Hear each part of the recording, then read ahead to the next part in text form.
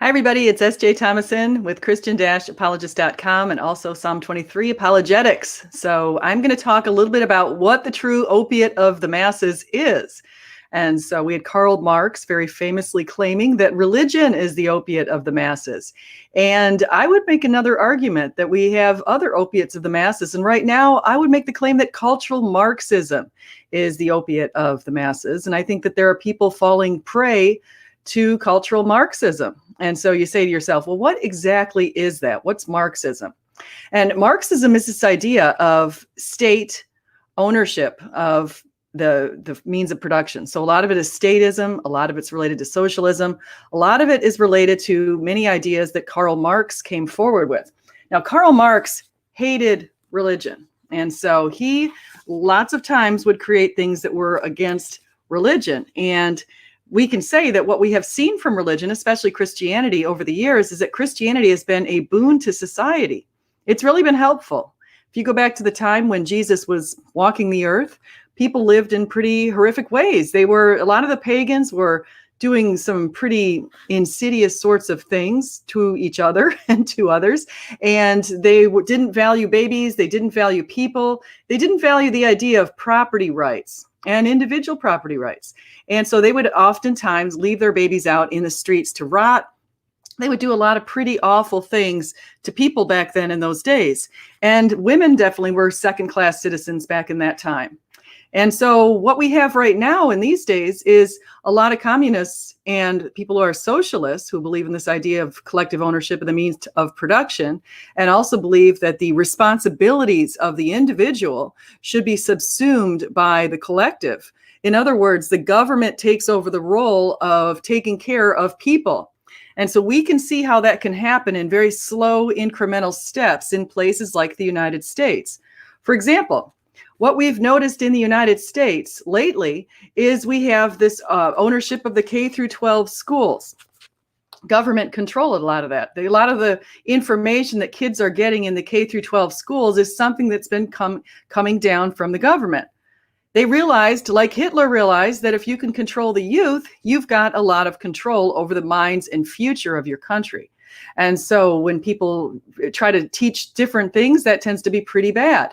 So I want to say hi first before I go on here. I've got Nate. I don't know if Nate's still here or Purple is still here, but we've got Hellbound Heathen in the chat, and we have Susan and Raymond. And I want to say thank you, Raymond. That one time when you were in my chat, you did a whole bunch of stickers, and I forgot to actually verbalize and say that orally to thank you. But I want to go back to just so you guys notice some of the things that are going on. And I'm also going to open this up. So I'm going to go ahead and invite you, if anyone's interested in joining me for this conversation, because I do have this listed as a free for all. So if anyone wants to get in here, let me just paste this in there really quickly. Chat. Okay. All right. So I've got the opportunity for you to come in. But here is what Cleon Newsom wrote, or Skousen, I'm sorry, Cleon Skousen wrote after making a lot of observations in the 1940s, 50s, and 60s. And Cleon Newsom was an FBI agent, and he was very familiar with what was going on with communism. Now, during that time, as you know, the USSR and the United States were in a Cold War. We were very much against each other. If you're very young, you might not even know what a Cold War is. A Cold War is when two countries are battling each other, but they're not physically battling each other. They're battling each other by not speaking at all to one another. And so that is what you can see in a Cold War. I've got Hellbound Heathen here, so I'm going to go ahead and let him in. Hey, how's it going? Hellbound? Doing pretty well. How you doing? I'm doing all right. So cultural Marxism, huh? Yeah, I decided to talk a little bit about that. And I know how much you yourself lean towards the right, don't you, on certain things like that? Yeah. I mean, I grew up leftist. I mean, I voted Democrat since I was 18, since I started voting. But just a lot of the left has gone so far to the left. I'm actually in the center and now kind of right. You know what I mean? You and I are the same.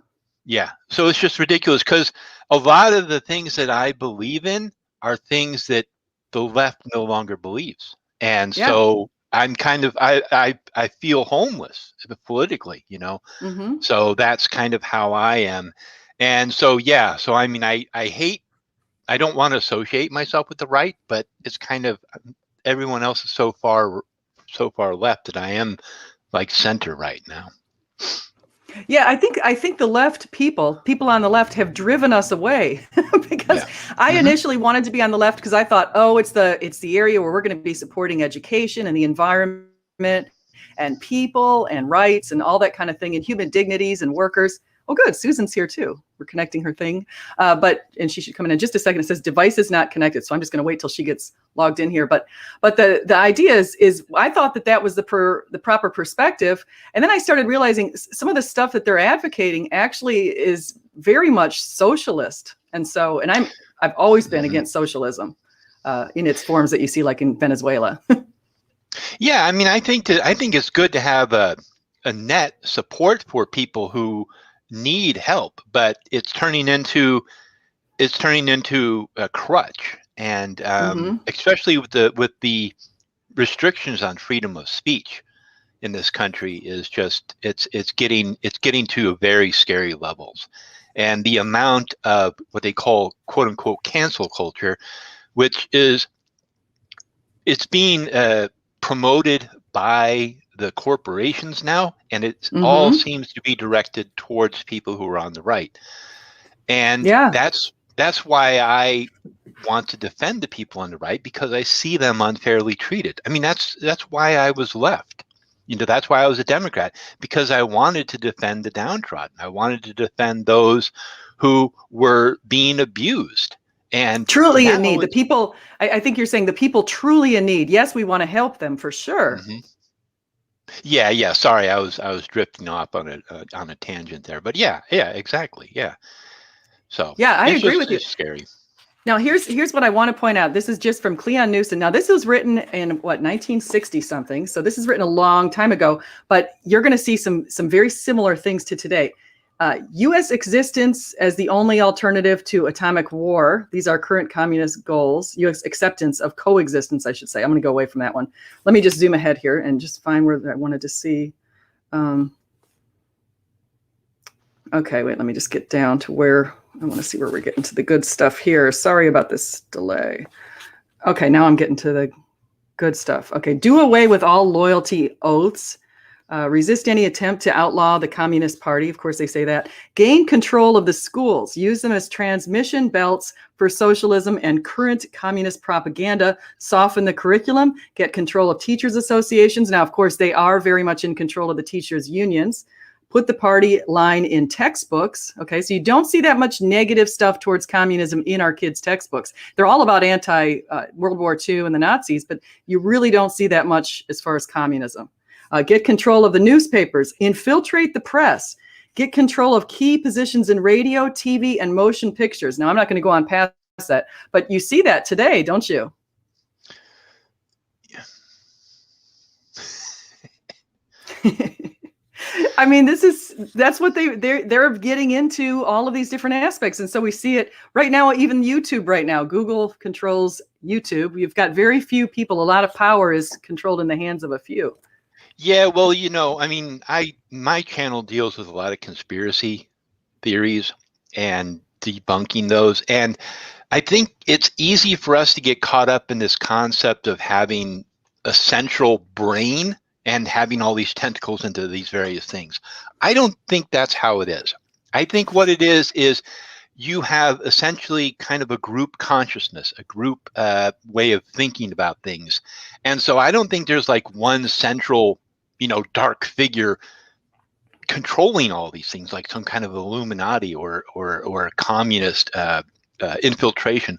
I think what it is just pockets of individuals who believe that they are promoting and creating a better world. I mean, that's what, when I was on the left and I was a Democrat, what I thought I was doing was I thought I was building a better world. And I believed that I was, and then it kind of got twisted. And now it's distorted. And now they will do anything to gain power. They will silence people. They will cancel people. They will physically assault people. They will murder people. Antifa murdered a man in Seattle. So they are willing to do anything and everything to gain power. And I think it's on an individual level. I don't think it's like, I don't think it's like one central Illuminati or deep state controlling it all. But again, I could be wrong, I mean, that's just kind of how conspiracy theories are. It's like they're conspiracy theories until they're actually found to be true. But to jump to that conclusion is a fallacy. And so that's why I kind of shy away from thinking that way. Well, I want to agree with you on a couple of things. I also want to say hi to Susan in just 1 second. I'm going to bring her in here. I want to agree with you on a couple of things. And one is I do not see this overall centralized thing that's going on. I definitely think it's decentralized to organizations like Black Lives Matter, and it's also decentralized to actually you're going to find it over in the places like the World Health Organization and the other one. What am I trying to remember what it's called? CDC. No, well, yeah, maybe a little in the CDC, but it's I'll think about it. I had somebody on my channel. Forum? The We Forum.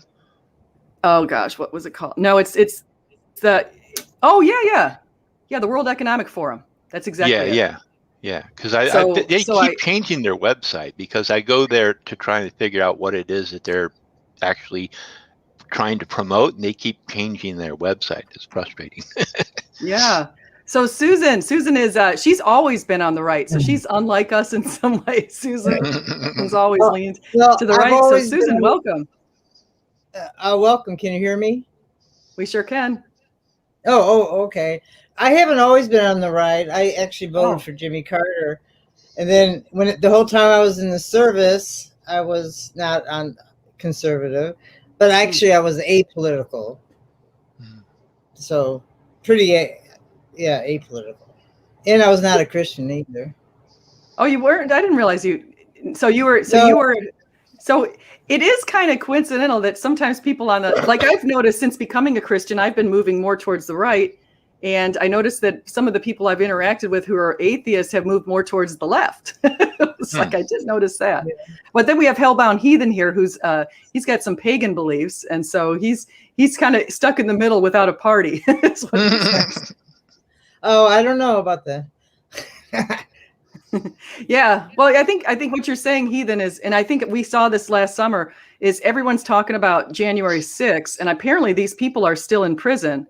And I definitely think there's a bad group in that January 6th group, but I feel like some people are trying to take everything that they did and assign it to all of these other people.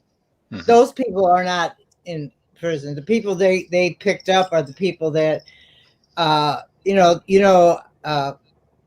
iPhone or let the government go into the phones to track people to see who was who was watching the Trump talks. All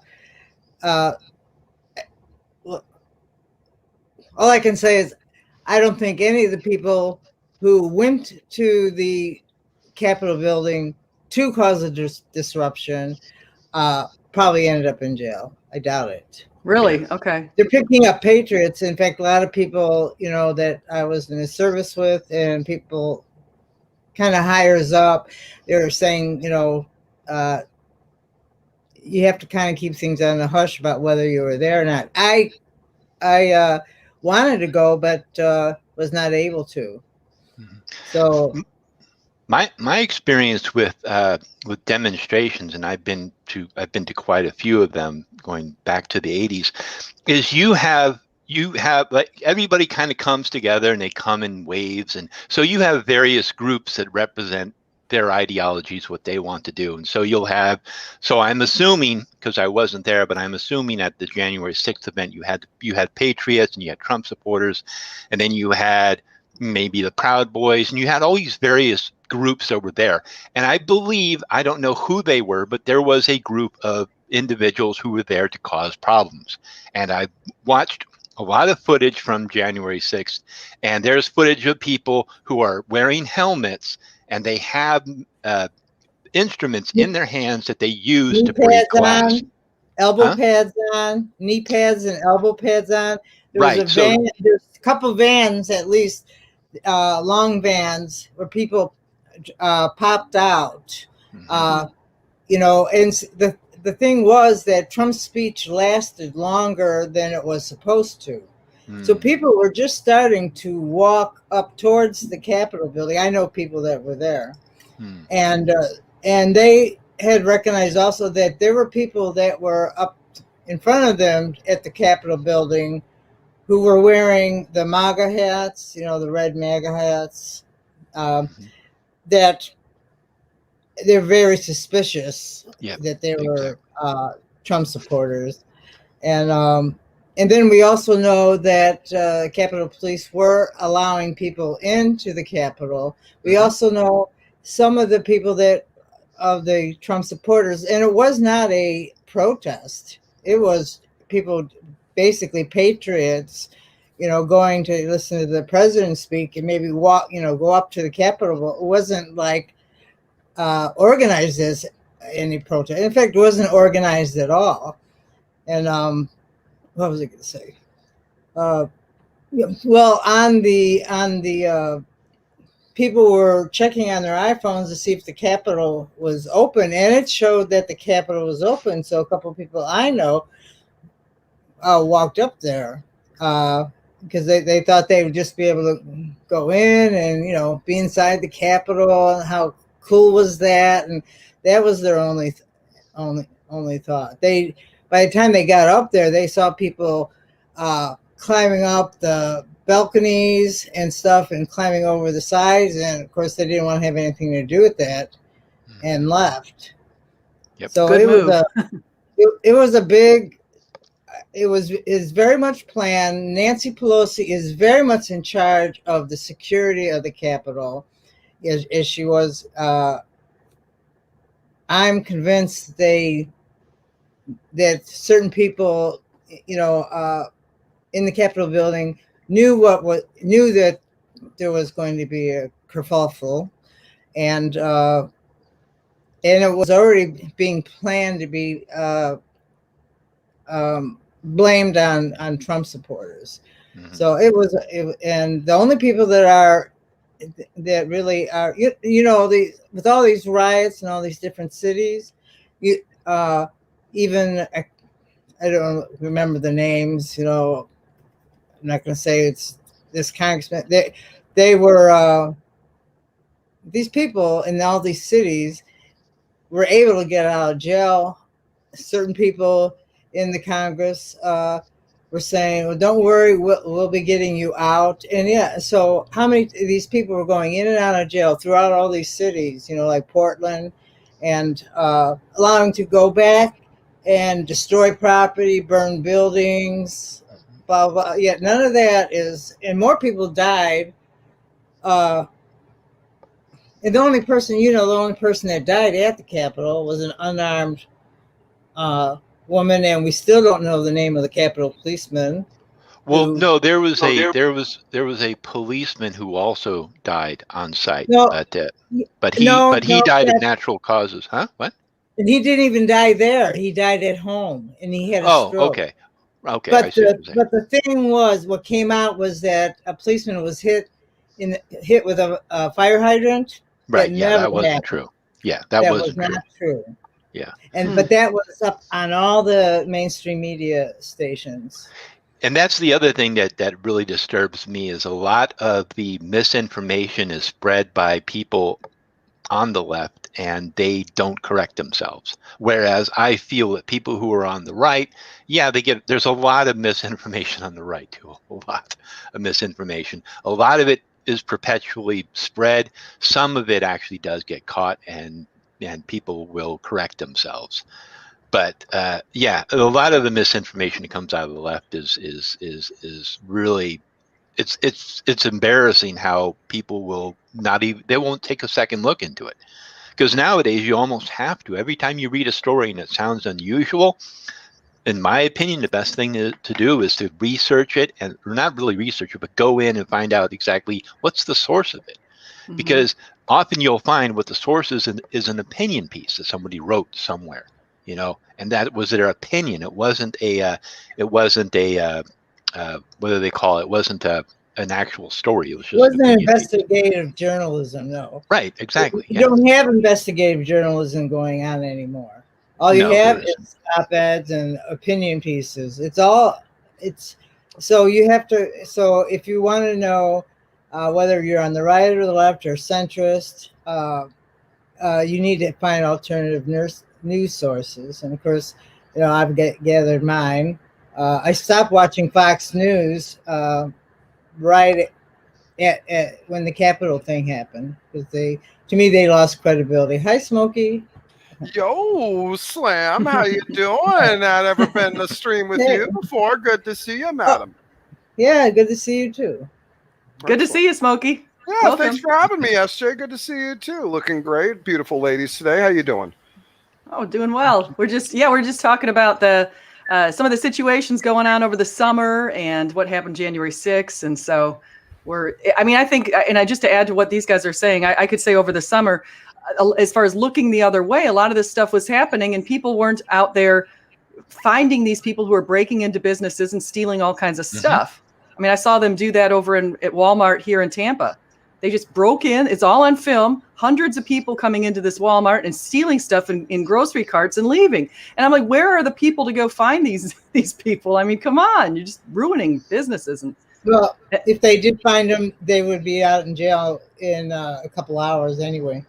There were, people with a lot of money, the Hollywood folks, and they were bailing all these people out.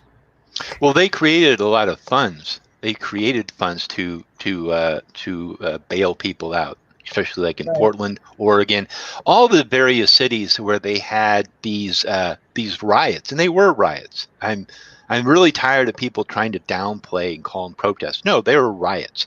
Protests happened during the day and they were peaceful. At night, there were riots. And all these riots, they caused billions of dollars of damages. The last toll that I saw was 33 people were killed. And there was nobody's in Congress trying to get these people investigated, looked into. Antifa is a very, very destructive organization, and they're Joe Biden says that they don't exist. Bullshit.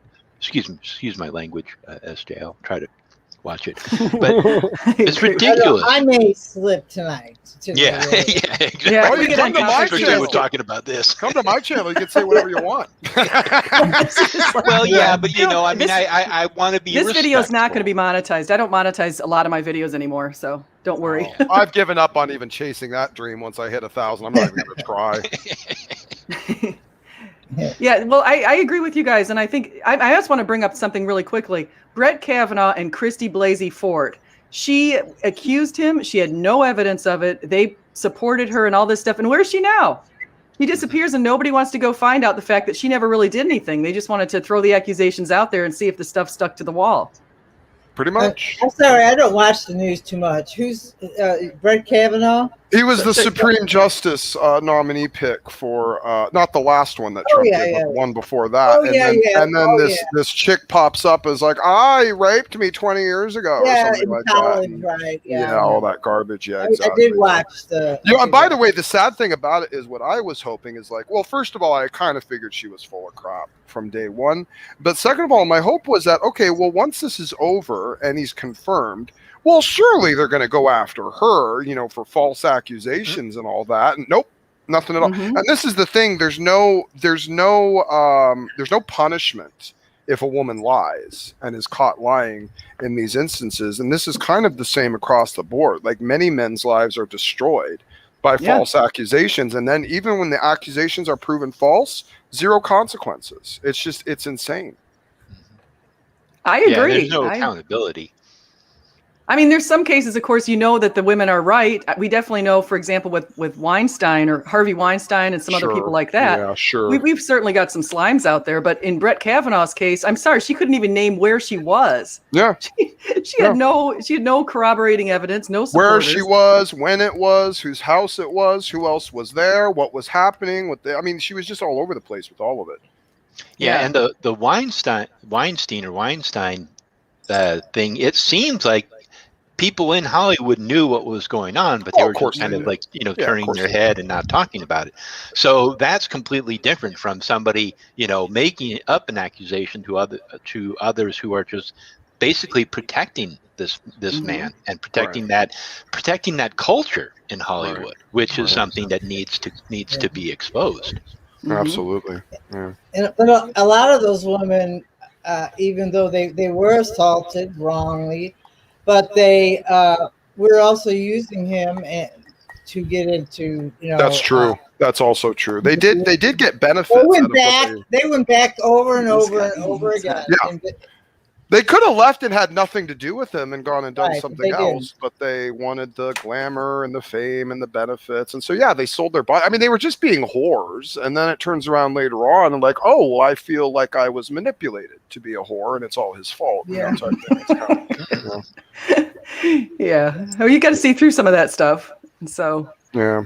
Yeah. so that's, I mean, that's that's kind of kind crazy. of what I thought about like Bill Cosby, although that was a little, boy, that was some real sketchy type stuff Bill Cosby might have been doing. But, the idea of like, well, hey, this rich comedian is inviting you over to his mansion for drinks. Okay, well, there's generally kind of an insinuation that comes with that generally. I mean, some guy who's wealthy and stuff and just sees some, random female invites over to the house, probably a little bit of a mild expectation in that invitation in of itself. Not that I'm saying if he really was drugging chicks, that's a horrible, disgusting thing if he was doing it. Frankly, I don't think he needed to. I mean, let's face it, Bill Cosby I think he was famous. drugging them. He probably was. In fact, it was probably a power thing. It probably wasn't even a sex thing. Because here's the thing. I don't think Bill Cosby was having a hard time, in the game back then. But maybe this was just one of his deviances, that he kind of like generate. And this is just something he liked to do to get power over people. I don't know. The whole thing of all this stuff is really a little bit hard to sift out the truth sometimes. I don't even really know. Yeah. Yeah, we do. But I think it's important that we do try to find the truth. And I think going back to the original point here is that a lot of these people are doing things and they're getting away with it. And people aren't following up, especially on the left. The people they present who are accusing people of doing all kinds of things, they're like hypocrites. They'll go after people during January 6th, which was horrible. Some of those people were horrible. But then what happens with all the people over the summer? We have all summer long, just people are trashing places. People are killing people. And then right now, people like Lori Lightfoot, she says, that's the mayor of Chicago. She says that she's only going to interview black or brown reporters. Right. And nobody who's getting up and saying that's just wrong. That's super discriminatory against white people. I mean, come on. Yeah. Yeah. Well, she tried to kind of cover it up a little bit by saying that she was going to prioritize, people who are not white. But essentially, that means that she's not going to do any interviews to people who are white males. I believe it was. She said. Oh, she's allowing white women, so I can go interview her. Yeah. So so I mean, she's an example. When I look back at Chicago very fondly because I grew up in Chicago, and I know, Susan, you live kind of near there, and I just feel like it's turned into a real hellhole, unfortunately. We hear about murders all the time. Yeah, the crime is getting ridiculous. I don't know. I mean, because I live in California. I live in San Francisco, California. So it's jeez. I mean, the homeless situation here, the drug situation is just out of control. Basically, we have gangs that just kind of control parts of the city. Well, that's now. Scary. Yeah, it is scary, and we're doing what we can to get our DA to actually prosecute cases and to try and get this homeless situation fixed somehow. I mean, it's really out of control. I mean, even LA is having problems. Venice Beach. I mean, just it's terrible what a lot of these governors are allowing to happen in their states. I mean, they're completely blind to reality, it seems.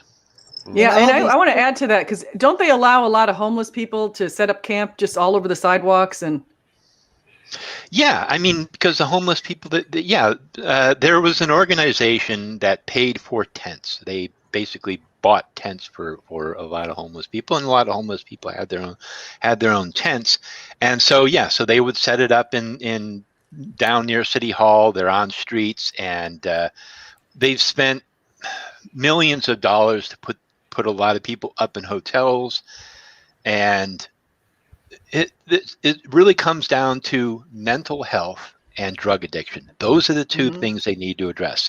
Instead, what they're doing is they're addressing homelessness, and that's not fixing the problem. Yeah.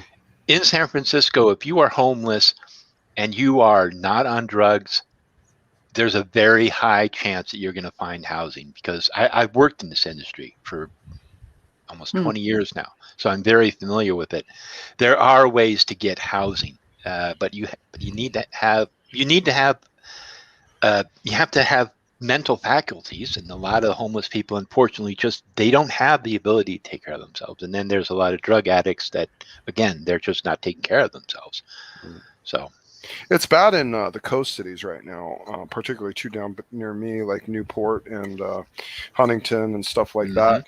Like they're just all piled up along the coastline. Just you can't even really do like typical walks like you used to along a lot of the coastline cities, because it's just slammed up with tents, and the homeless crisis is just completely out of control. And I saw a story. There was one guy who was an older gentleman, retired, diabetic, veteran, in a wheelchair. And so a group of people felt bad for him. They got together, raised a bunch of funds, and they got him off the street because he was basically just over there sleeping on the sidewalk in a tent, next to the beach. And so they went and, got him this place and got him all set up and paid some, rent for him, get him on his feet, got him all signed up so he can start getting his meds delivered there. And the guy just leaves the place. And so they come and find him like, dude, what's up? We spent all this time and effort, to set up this place for you and get you off the street and get you on your feet. He's like, the accommodations were unacceptable. It's not beachfront property. So if he's not looking at the beach, looking at the beach is more important than just being a functional, member of society. He's more interested in sitting there being homeless and staring at the water. And now anything that isn't that, he just doesn't want anything to do with. And it's just weird. Yeah, I know. It's the same. It's very sad, but I've experienced the same thing here. Homeless people, they would actually, because one of the ways you can get housing is you check into a shelter, and in a shelter you work with a case manager. Case manager then works with the city to get you housing, get you public housing. Right. And there's a wait list, usually 30 days, 60 days, 90 days. Right. I think it's up to a year now. Section 8. And by the way, the Section 8 landlords get very nicely compensated for Section 8 here in San Francisco, there's a longer waiting list for this. I'm talking about what they call SROs, which are single room occupancy hotels in San Francisco that people can get into, and also Section 8 housing, but that's usually a longer wait list. Right. But a lot of these people, they don't want to do that. They do not want to go into a shelter. They would prefer to stay on the street. Maybe they have a bike or a dog or whatever, and they would prefer to sleep in a tent on the street and smoke fentanyl than to check into a shelter and get permanent housing. Because they would, if they got into the system long enough, they would get permanent housing. Yeah, that's true. Yeah, I agree with that. Yeah, it's sad, and I can say that's one of the reasons why some states are going red. I mean, I'm wondering what's going to happen in the next couple of years with states. I believe California is going to flip. I hope it does. Heathen, are you legit like a conservative atheist, or a conservative pagan? Is that like a thing? Hey, there are pagans. We're not a cookie cutter. So yes, we are individuals. Period. We are all individuals, so we all have various political leanings. We all have independent thought. That might be true. By the way, Heathen, that might be true, but I'm going to be honest. You're definitely well, no, I guess actually. I think I'm definitely a rare bird in the flock. I'll tell you what. Actually, technically, Von Helton is also a conservative pagan, so I almost kind of destroyed my own point there because now I met two of you. So I guess I have to give a little bit of credit where it's due. So all right, I got you. I want to say, let me just say, I've got two more people in here. Rob, you might have been here for a little while because I didn't see that box down there in the thing. So I've got Rob of Sentinel Apologetics and Nathan, a digital Gnosis, and Nathan was on the channel yesterday. I have not been on YouTube for over a month now. So wow, you look like you've moved. Yeah. Have you moved somewhere? I'm actually in the process of moving, so I'm building a house up north more. So, nice. Yeah. Yeah. Up north, still in Australia, though, right? Still in Australia, yeah. But about an hour from where I am at the moment. Yeah. No, I'm still listening to a lot of your videos on Heiser. You're like the channel for Heiser. No, I'm wanting to get back into it, but the more COVID lockdowns have been happening, and we've got now the Delta variant, I think it's called. Oh, we've Oh, got yeah. Delta Plus here. Right. Okay. We actually, Yeah. it's actually what it, yeah. Right.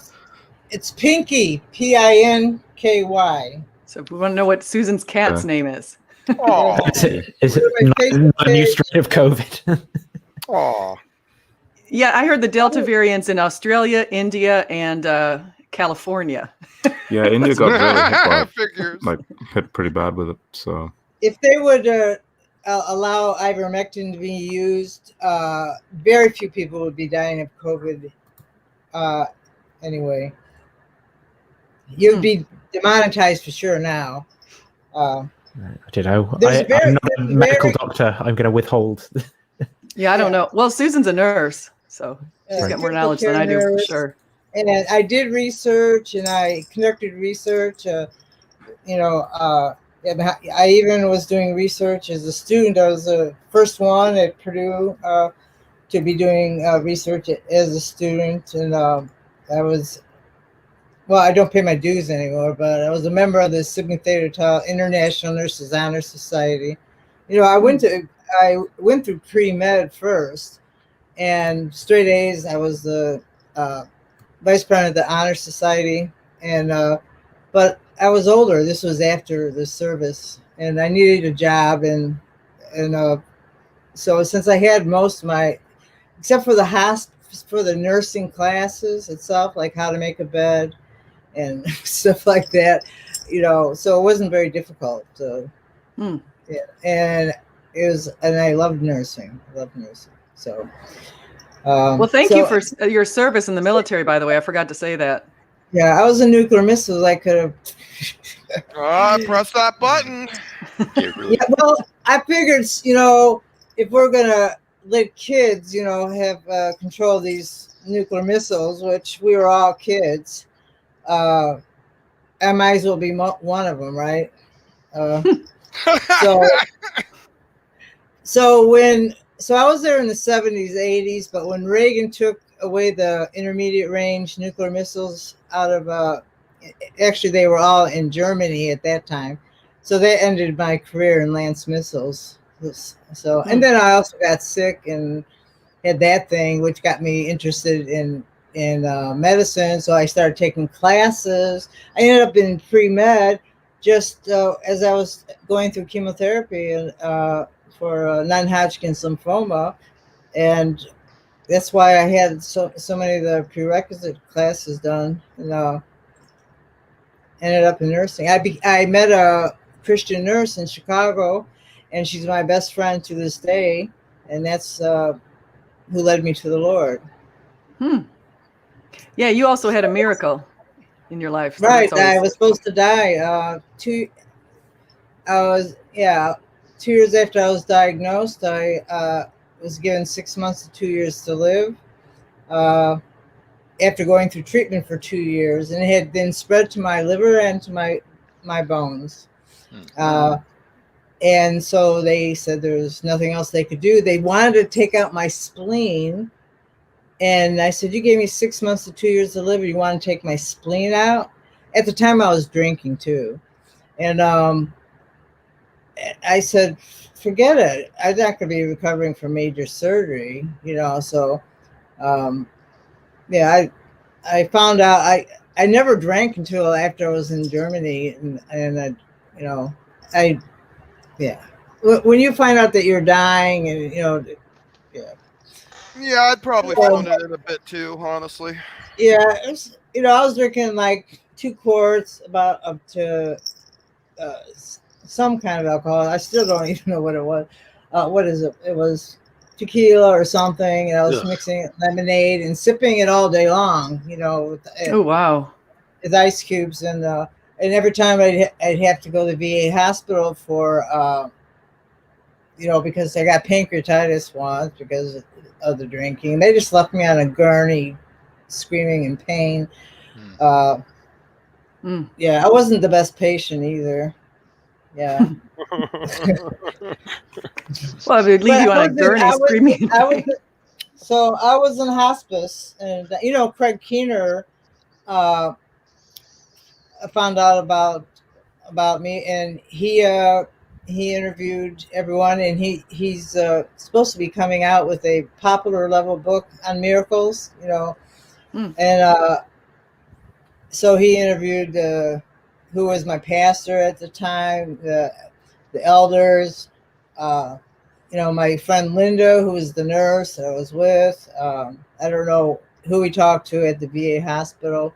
And he wrote it all up, and he combined Barbara Kaminsky Snyder and our study kind of connecting ways, because I had heard about her. She gave a testimony at the church that I was then going to in Indiana, and where I am now here in Valparaiso. And even though I wasn't going to church here yet, I was in a hospice in Elsip, Illinois, and Linda's mother brought a tape that was Barbara Kaminsky Snyder's testimony of her healing from MS. And her church is right down the hill from where my mother lived in Wheaton, Illinois. And so it was an interesting combination. And I remember thinking, my family, when they didn't want to have anything to do with me. They were afraid I was going to ask for money or something, or what I mean? They didn't want to help me. They each came and visited me in the hospice once when I was in Elsip. And I came from a very messed up family. But your story is very encouraging for a lot of people if people have their doubts. And so, but Susan, let me ask you this. Since you had a miracle occur in Barbara Kaminsky Snyder, a lot of people do respond with, well, what about me? Or what about someone that I know who's suffering or going through some hellish situations right now? Why does God choose some and not others? People often probably have asked you that. Well, to tell you the truth, after 4 years of having, being sick, and 2 years, I had been told I had 2 years, 6 months and 2 years to live. When I realized that I was not dying, that was the most terrifying thing that I ever went through, because I was not worried about the future. I was not. I knew where I was going. I was ready to go to the Lord. I was so sick. I was ready, and it was like, oh my gosh, I'm going to have to work or get a job. I have to save money for my old age. I mean, those things are terrifying. I can kind of relate to the people in Russia who came to the United States, and they couldn't deal with our not being taken care of cradle to grave. They moved back to Russia because our system is so, you have to make life out what you can, and some people just aren't suited for that. I could see how they felt, they thought they were going to be taken care of, and I was ready to go. But what do I say to why just people, I was, would have been the last person I would think that God would choose to heal. So, yeah. Yes, it's very interesting. I was just reading the little private chat, you guys. so yeah, Nathan, and there was a big stir yesterday on my channel. It's like, besides the fact that we thought Darth Dawkins exposed himself, which apparently he really didn't. Well, that was a dead guy as well. That was really bad. It was really weird because Darth Dawkins was on here, and he just had this meme thing or whatever he had. He had this little avatar that's his little Dunkin' Donuts avatar, and so he had that. And then all of a sudden there was this vision of this other guy, and then I was like, oh my gosh, who's the guy who follows Darth Dawkins? Tom Rabbit is going to definitely post this on his channel. So Tom did post it on his channel, and I started reading all the comments that people said about it. They're like, oh my gosh, there he is. He's exposed. We see this guy who he is. And then somebody said, well, wait a second. This is actually somebody else. Like it's actually a guy who passed away. Who passed away last year. Yeah. And I think that there's no way Darth didn't know that as well when he did that. And I think that with the awareness of those facts, like especially people who are Christians should be like, yeah, Darth is actually an evil, horrible person. Let's not condone the types of things he does. I thought you meant he like exposed himself, as in, Oh, no, because he has. But no, it was his face reveal. How do I? No, not. Yeah, me. I think he pressed his cam button. Isn't that what happened? I saw a little clip or something. To give us the impression he did that, but he didn't. He used a clip of someone's YouTube, who that person on that YouTube has since passed. And that's what's so sickening. If Dart is aware of him dead and yet using that as a sort of not only impersonation but also to troll everyone. Weird. Yeah, well, there's actually, by the way, brilliant idea on Darth's part. That's some hefty level of misdirection to throw out there. I got to give him a little bit of kudos on that. Yeah, but it's not fair because theoretically, he's using the image of someone else. Yeah, but it's just really sick. Yeah, it is a little. I could see where you're going with it, Rob. And especially if it's somebody who passed away. I mean, that's pretty disrespectful. That's not what we were actually. Just put it out there. That's not what we were actually talking about in the private chat. That's true. No, we're all talking about slavery. I think actually is what's happening. What? No, not necessarily that either. That's. I don't see that there. There's a long conversation in there. You guys missed it all. It's just me and Nate. I see rights and blogs and toxic humans and Darwin. No, I mean, Nathan, do you want me to mention it? Like, I made a blog post about identifying as Christian again. And so Rob was saying he liked it. A lot of it resonated with him. And I was saying, well, one of the things I'm struggling with today, though, is that, though I'm quite happy identifying with that label, a lot of people who are Christians, it seems to me they'd be far better off as atheists. Like, a lot of their beliefs just prop up them being horrible people. And I dislike that. And it really frustrates me that that is the case. Sorry, I'll just make it quick. I think a lot of people on YouTube, they kind of identify with a certain thing just to sort of maybe fit into that group, but it doesn't seem like they actually are that when you talk to them. Yeah, I wouldn't be surprised if Darth Dawkins, like if St. Paul himself approached Darth Dawkins. Again, as Christians, we shouldn't be judging, right? But I'm just putting it out there. Sometimes Paul is really harsh in his letters. So how did you, Rob? How did you even know? Did you see the video, my video yesterday, or did you catch this somewhere else? No, but I've known Dart Dawkins for years, and the more I've learned, especially through Tom Rabbit's channel, the more I just, it, like what I just told Nathan. Like, I feel, I know where he's coming from, and I've even seen it with my own eyes from more the, I guess, the engagement with young creationism, flat earth, sort of that side of things. We in fact, Nathan and I were just discussing about a particular individual just then. Well, the thing that happened yesterday. Yeah. And it's just, I mean, just think about it. Like, there are good academic, like good grounded, faithful, and those who've they're possibly in debt as well because of academia. Like, we're talking Walter Kaiser, Hugh Ross, Gleason Archer, Michael Heiser, like these professionals who actually care about the content. And it's not just them as well. It's not like they have a moral higher ground than non-Christians. That there's everyone who are professionals in various fields. You can tell that they're professional in the sense that, guess what? Not only are they educated, but they act like adults. They act maturely. They act respectfully. They see the common human being as a brother or sister in humanity, that sort of thing.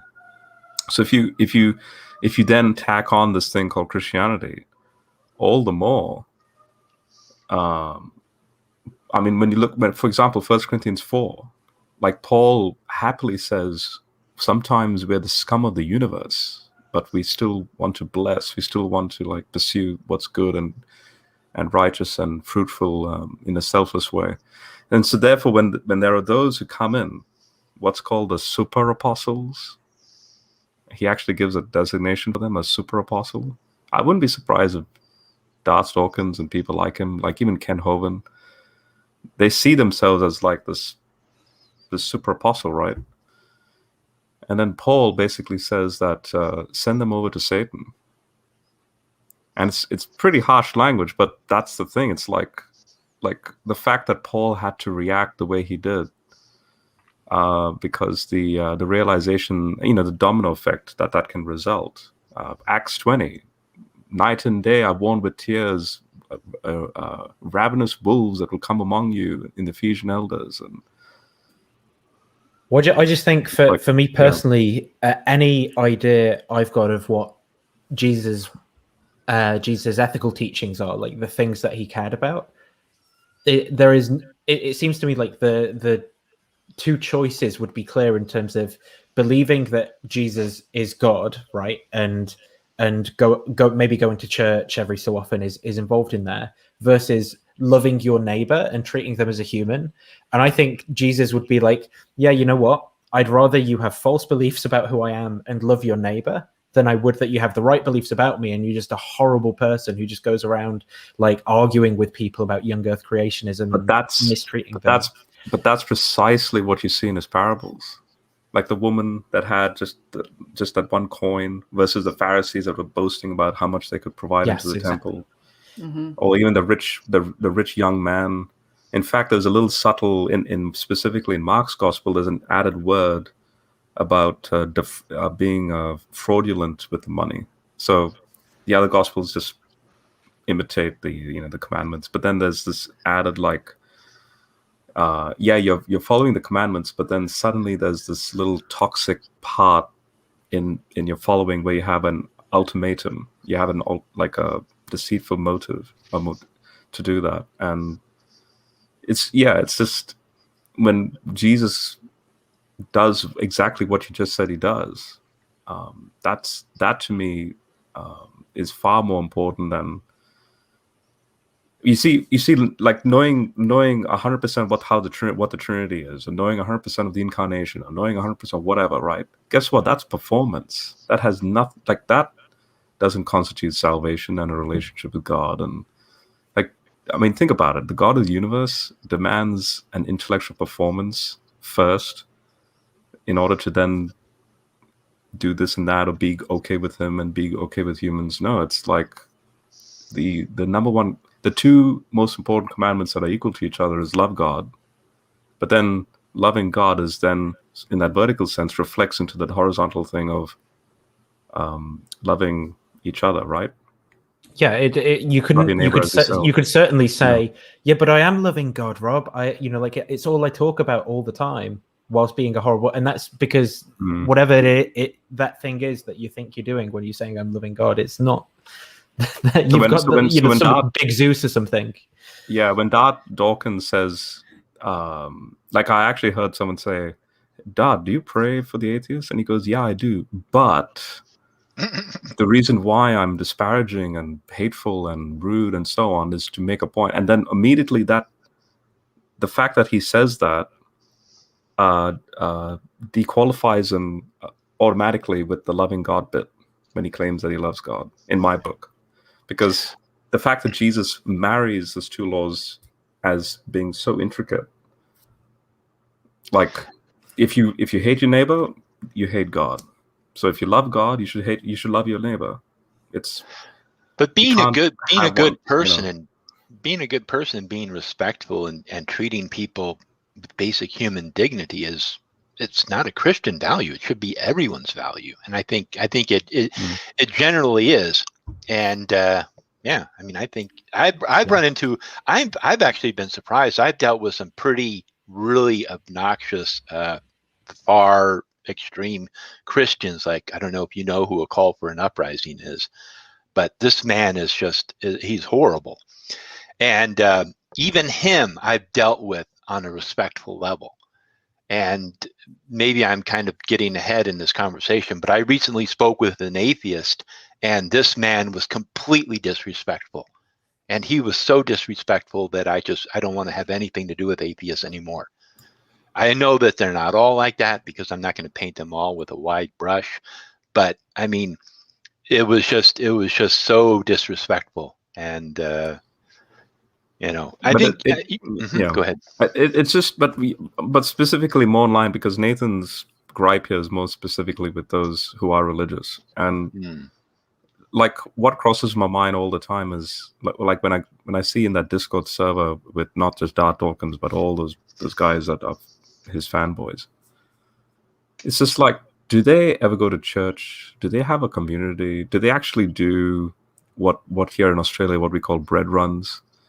Like on a Sunday, you actually, as a community, all right, guys, let's go to the IGA, let's get a whole bunch of bread, bang, go out into the city, and then just feed people. We don't even like say why we're doing it. I mean, sometimes some people ask why, and then we say, we're Christian, but we don't even do it trying to like shove in gospel tracts or something. We just do it. Like, again, I'm not saying that's performance and I'm a goody good guy, but that should come naturally is what I'm saying. That's whole and there's this whole thing of like obviously there's a different story someone can tell about why you're doing it. You could say, well, because it's evolution that accounts for that, and we're social apes or whatever. Or you could say, well, actually, it's this platonic form. The point is that Christianity offers a different story that's got something to do with God and Jesus there. But I think, from the Christian's point of view, it's to be expected that, that the good, which is logically identified with God in some way, is sovereign in all these people's lives, even those who, aren't professing Christians. The good, because it's real for the Christian, because that's how they think reality works. Whether there's a natural law that's written on people's hearts or whatever, that of course, they don't have to believe in God for reality to be the way it is. Now, someone can come along and say, well, I disagree with that story, and fair enough. But I think the common ground here would be that we all want to be doing these like good things. And I think even from within Christianity, one should be saying the more important thing is that ethical teaching. Not the ethical practice, not even the teaching, not the theorizing about it. The ethical practice over and above, like, oh, have you read Bergov's systematic theology, and have you got the 5 points of Calvinism down? And which for all these like theology bros, it just is that. It's just like a bro club to talk about like theology. And Nathan, can I just give a very quick summary and then SJ go for it? I just want to introduce Jimmy. Say hi to Jimmy because he came in. Okay. Hi, Jimmy. Oh, hey guys, how's everybody? So Good. Nathan, I'm not going to mention the name purely because of, again, don't want to cause a stir, but basically the guy we were just talking about a moment ago with respect to R4 and vector space and all that. Notice that when you ask that question about R4, right? Using that as an analogy, let's just say he only knows maybe 1% of that book that he was referring to. But that's the point with what I believe with respect to Dart Dawkins. I reckon the only verse he knows is Romans 1:20. Because then the whole precept thing, and then they misapply that verse, and then they come up with this precept argument. And have you noticed that not once do they do any form of Bible study, any form of exegesis? It's just verse, and then kind of like the R4 thing, right? Just that one thing I know, and then it's like, oh, I know all the mathematics. That's where I'm going with this. Yeah. So let me also say hi to Josh. Josh, I know I've had Jimmy on here before, but I haven't had Josh on here. So welcome. Hi, thanks for letting me in. So are you coming in on a Christian or an atheist perspective, or neither? I guess more atheist or kind of agnostic, something like that. Okay.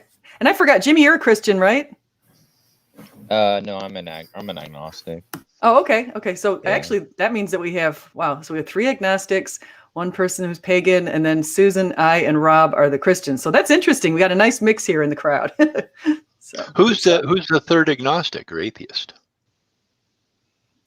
So, well, I think we have, actually, wait, I'm not saying that. Nathan, I think you identify as a cultural Christian, but you might be agnostic. Well, I identify as an agnostic Christian, but I honestly, I'm not at all offended by, I don't think evangelicals are ever going to like accept someone like me with the positions that I hold, right? I'm like, because I'm saying, well, yeah, well, I don't even know if you identify as an, but I mean, in general, I'm like, the Kalam is terrible. Go and help people. Like, stop talking about the Kalam. It's a terrible argument. Go and help people. Like, that's my.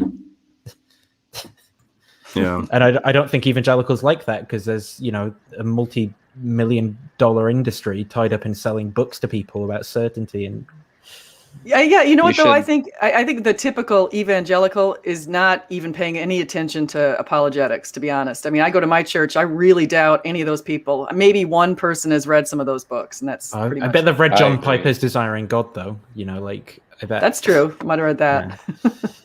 I actually Can found I- out that I have to go soon. Oh, Oh, go okay. ahead. I just got a call. I have to run we're watching the Chosen. It's There's good a to see you, Chosen. Susan. It's been a while. Yeah, but here's the book that I told you about. I found at Oh, yeah. I found at the resale shop. It's what did I tell you? It's really good. It has good chapters in here. It's Hating Jesus, the American left's war on Christianity, and this was written, I think it was 2016. So I'm going to mark And, that down to get that. I'll definitely you pick know, that up. it's expensive. I looked on Amazon to see, because it's probably out of print or something. It starts out, chapter 1. Yes, America did begin as a Christian nation. The attacks on American Christians got expelled from the Democratic Party. Any good stuff here? Oh, Well, being you a know, faith- That being a you're faithful reminding me of some stuff, like this idea Okay, of birthing parents and all this stuff that people Birthing are going people. birthing people. Yeah, I mean, come on, it's a mom. Let's just stop. So anyway, that looks like a So- great book, Susan. Yeah, it is. You know, I ever hear of Edward Andrews? Mm-mm. Well, he writes a whole lot of apologetic books. He's on Facebook, so he has me reading his. I can't keep up with his books, so I get free books on Kindle and read them to write reviews. And I told him I have so much going on. You know, my friend Linda's dad is sick, and another friend of ours we had to put him in a nursing home because, anyway, it's tough times. Yeah, that is tough. Sometime, Smokey left. Oh, that's too bad. He's going to have me on the show. I'm going to talk about what happened to my sweetheart who was murdered in the geez. hospital. Wow. Did you follow? You didn't follow any of my stuff that I was posting because you don't really look at I do. people's page. I need to go back there and look at your timeline. I don't remember you writing on that.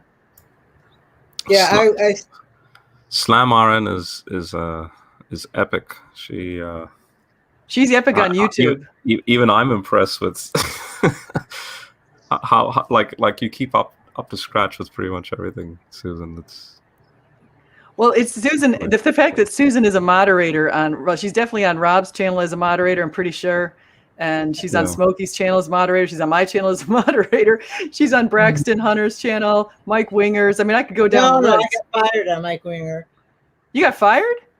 Yeah, because I hid Computer Theist, and but then I was going to tell him to put him back on, and the top mod, she, you know, that's not Christian of me. So yeah, I got fired on Mike Winger. But I'm a mod for Anthony Rogers. He's got really good stuff. You know who he is, Rob?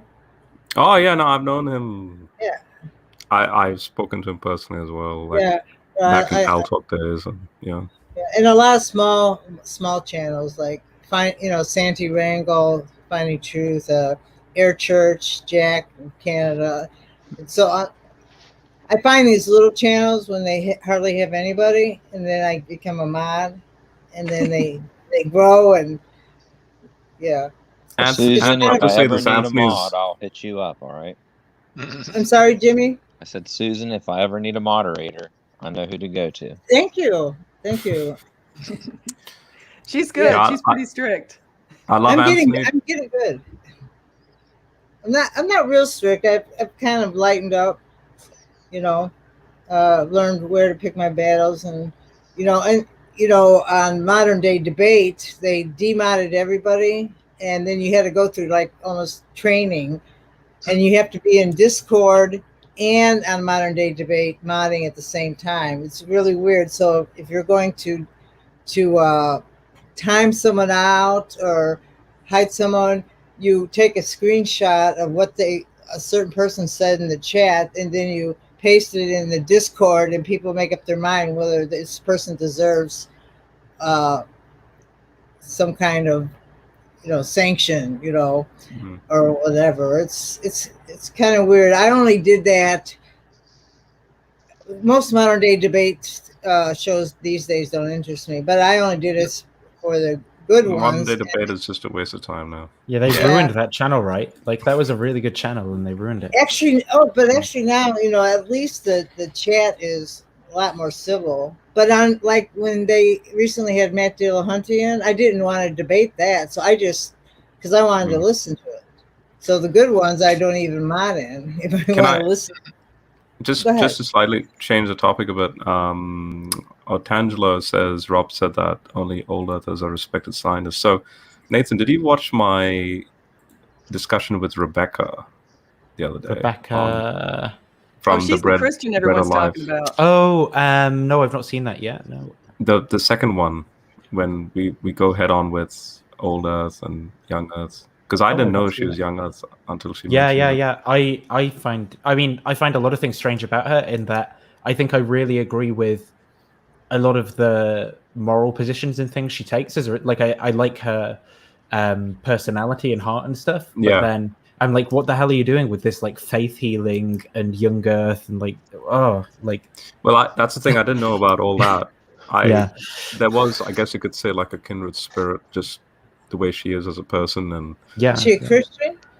Yeah. And she approached me privately saying, hey, let's have a discussion on the young earth stuff because I'm a young earth. And I'm like, oh, okay.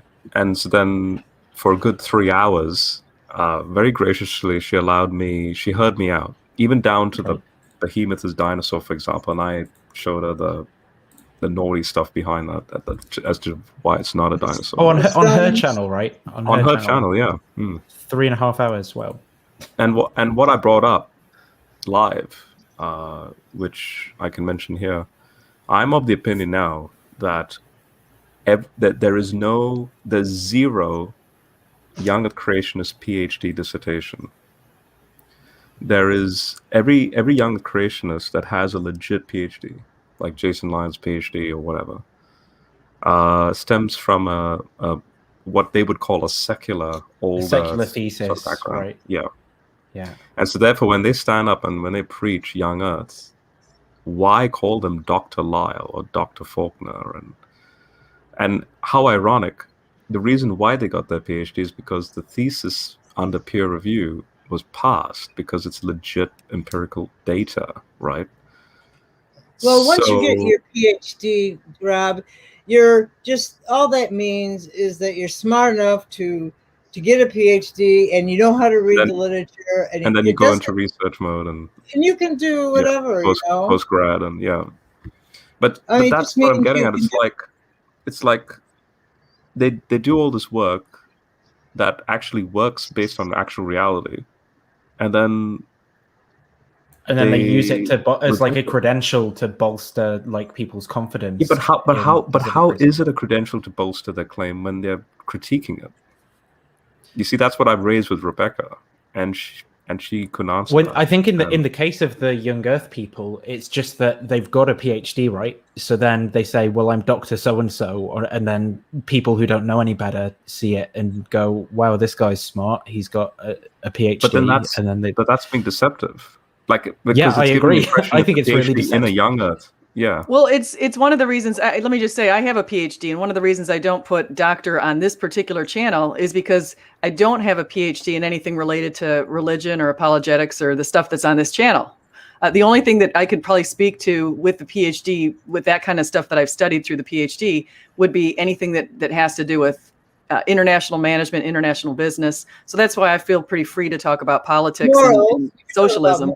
theory. Moral Yeah, theory. moral you know. theory, ethics. I can talk about those through what I've studied in my field, but I definitely I don't have the religion PhD or a theology PhD. Just that's why I don't put doctor. Plus, I kind of feel like doctor is. I always grew up that's a medical doctor. So I was like, Right. my dad always said that about my grandpa because my grandpa went by doctor and he had a doctor of education. And my dad's like, he's not a medical doctor. So I don't know. I just it's hard I'm going to work, drop though. off. I can I'm tell going to you go it's to very bed, hard. SJ. I'm going to drop Josh? off now and go to bed. But thank you, everyone. okay. And are you going as well, Nathan. Susan? Yeah, Thank see you, you Yeah, later, Josh. thanks. It's nice meeting you. See you, Nathan. Catch Good you night. later. Bye. And Josh? Oh, I was Hey. I was gonna say while we're kind of on this topic, Rob, your video that you had like maybe a month or two ago with the younger creationist who was like a teenager, you're talking with him.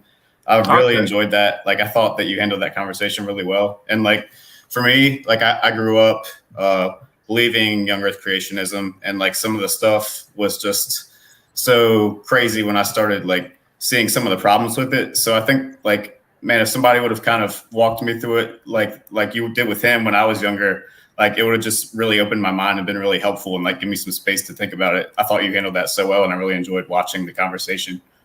Sweet, man. Like I this is the first time we're meeting, but I appreciate that there's a viewer of my channel, and that's Hey, telling me Josh? about that. Yeah, that's cool. Hey, Josh. Yeah, So that must have been so you must have grew up in a Christian home, right? right. Yeah. Yeah, that taught young Earth creationism. So Yeah. did you feel like you had been lied to most of your life? Is that why you left religion? I wouldn't say lied to, because like Or everybody who taught me, like they had good intentions, but I do think just, like being in a really conservative environment where it's not even allowed to question certain things. Like if you believe in evolution, that opens up the door for evil and everything. That did kind of bother me. And I think what kind of made me leave later was more just interacting with different types of Christians and trying to figure it all out. And like they kind of had different interpretations, and it was like hard for me to figure out even what I thought God was saying.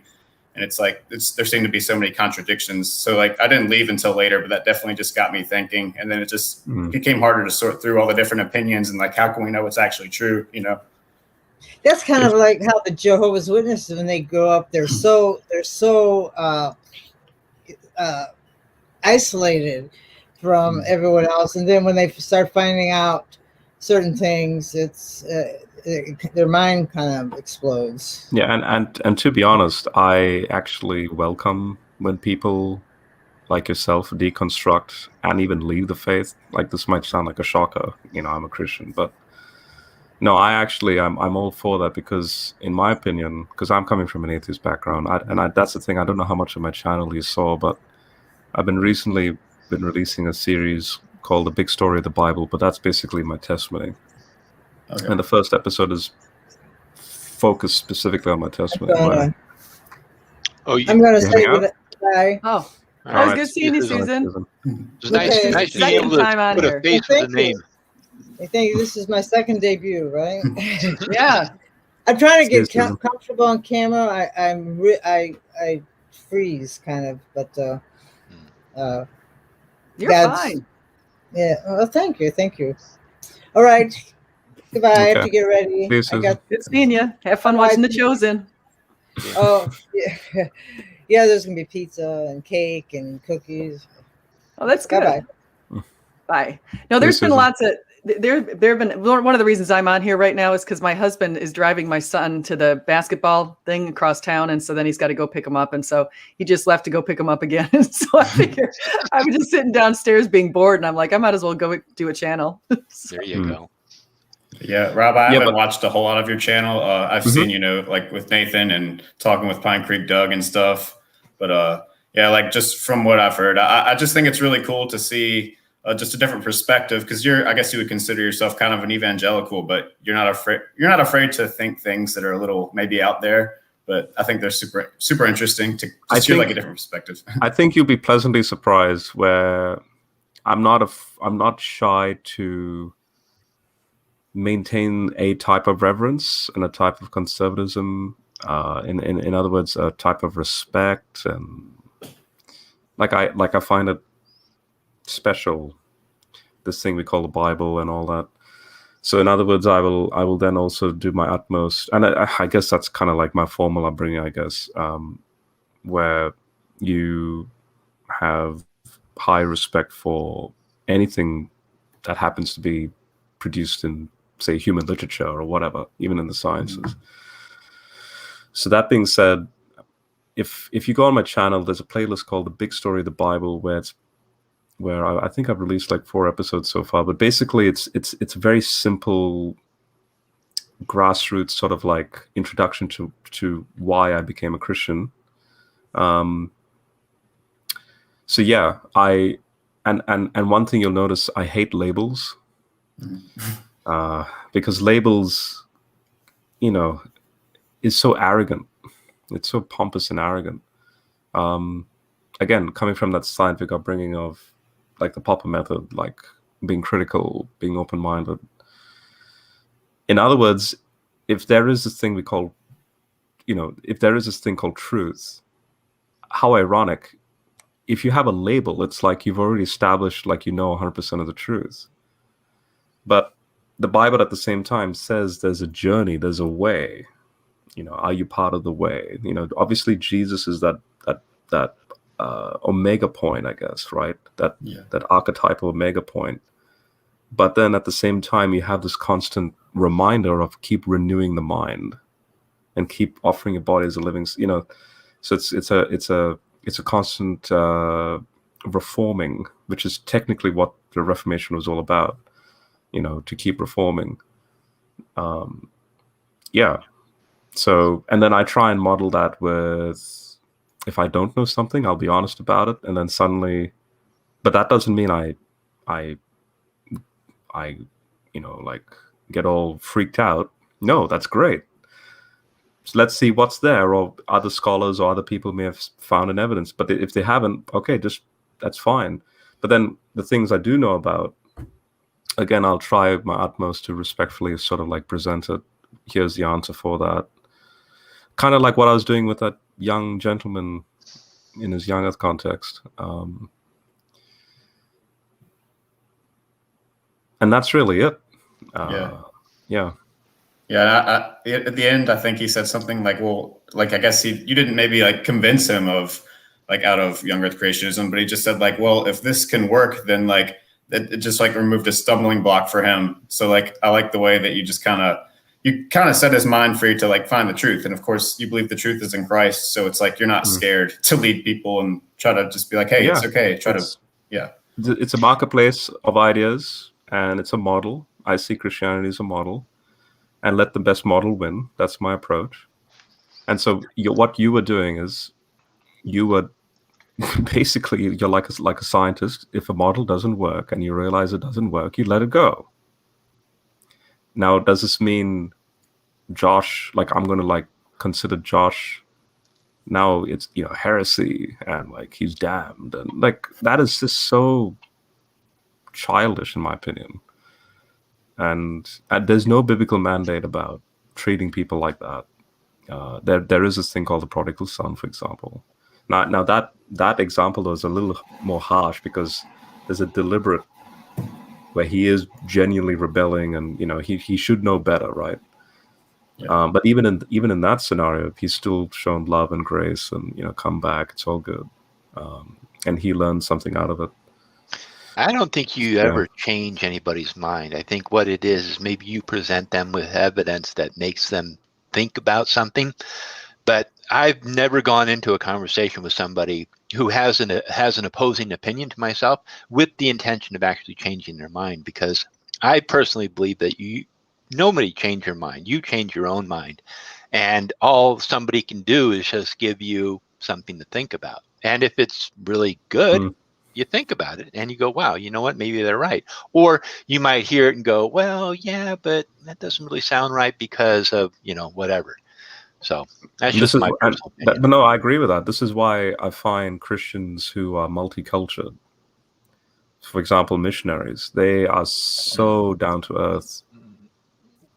So people internet apologists who are not, I believe they haven't actually traveled the world. If they've traveled the world and they actually engage with cultures, they would know the human condition, and they would cherish the human condition. But can't they And look? so when Oh, I'm sorry. Go ahead.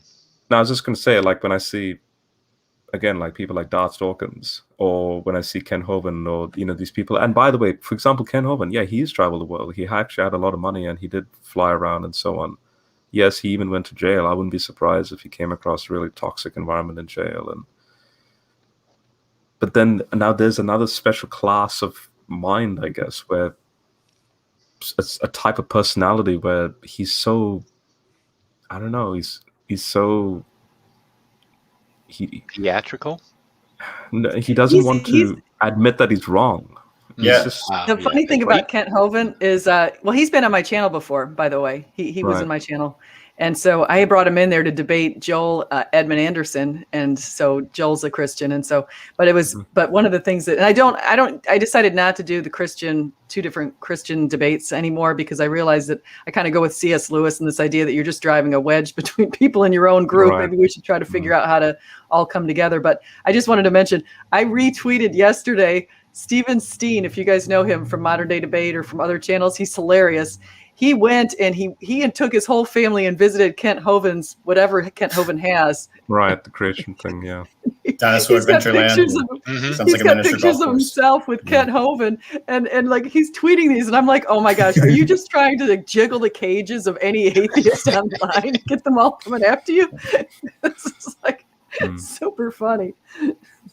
Yeah, so at the end of the day, you have people in this world that there's a huge spectrum. And it shouldn't. The older you get, and the more people you meet, the more you shouldn't be surprised by the weirdness of the human condition sometimes. And then at the end of the day, there's that, right?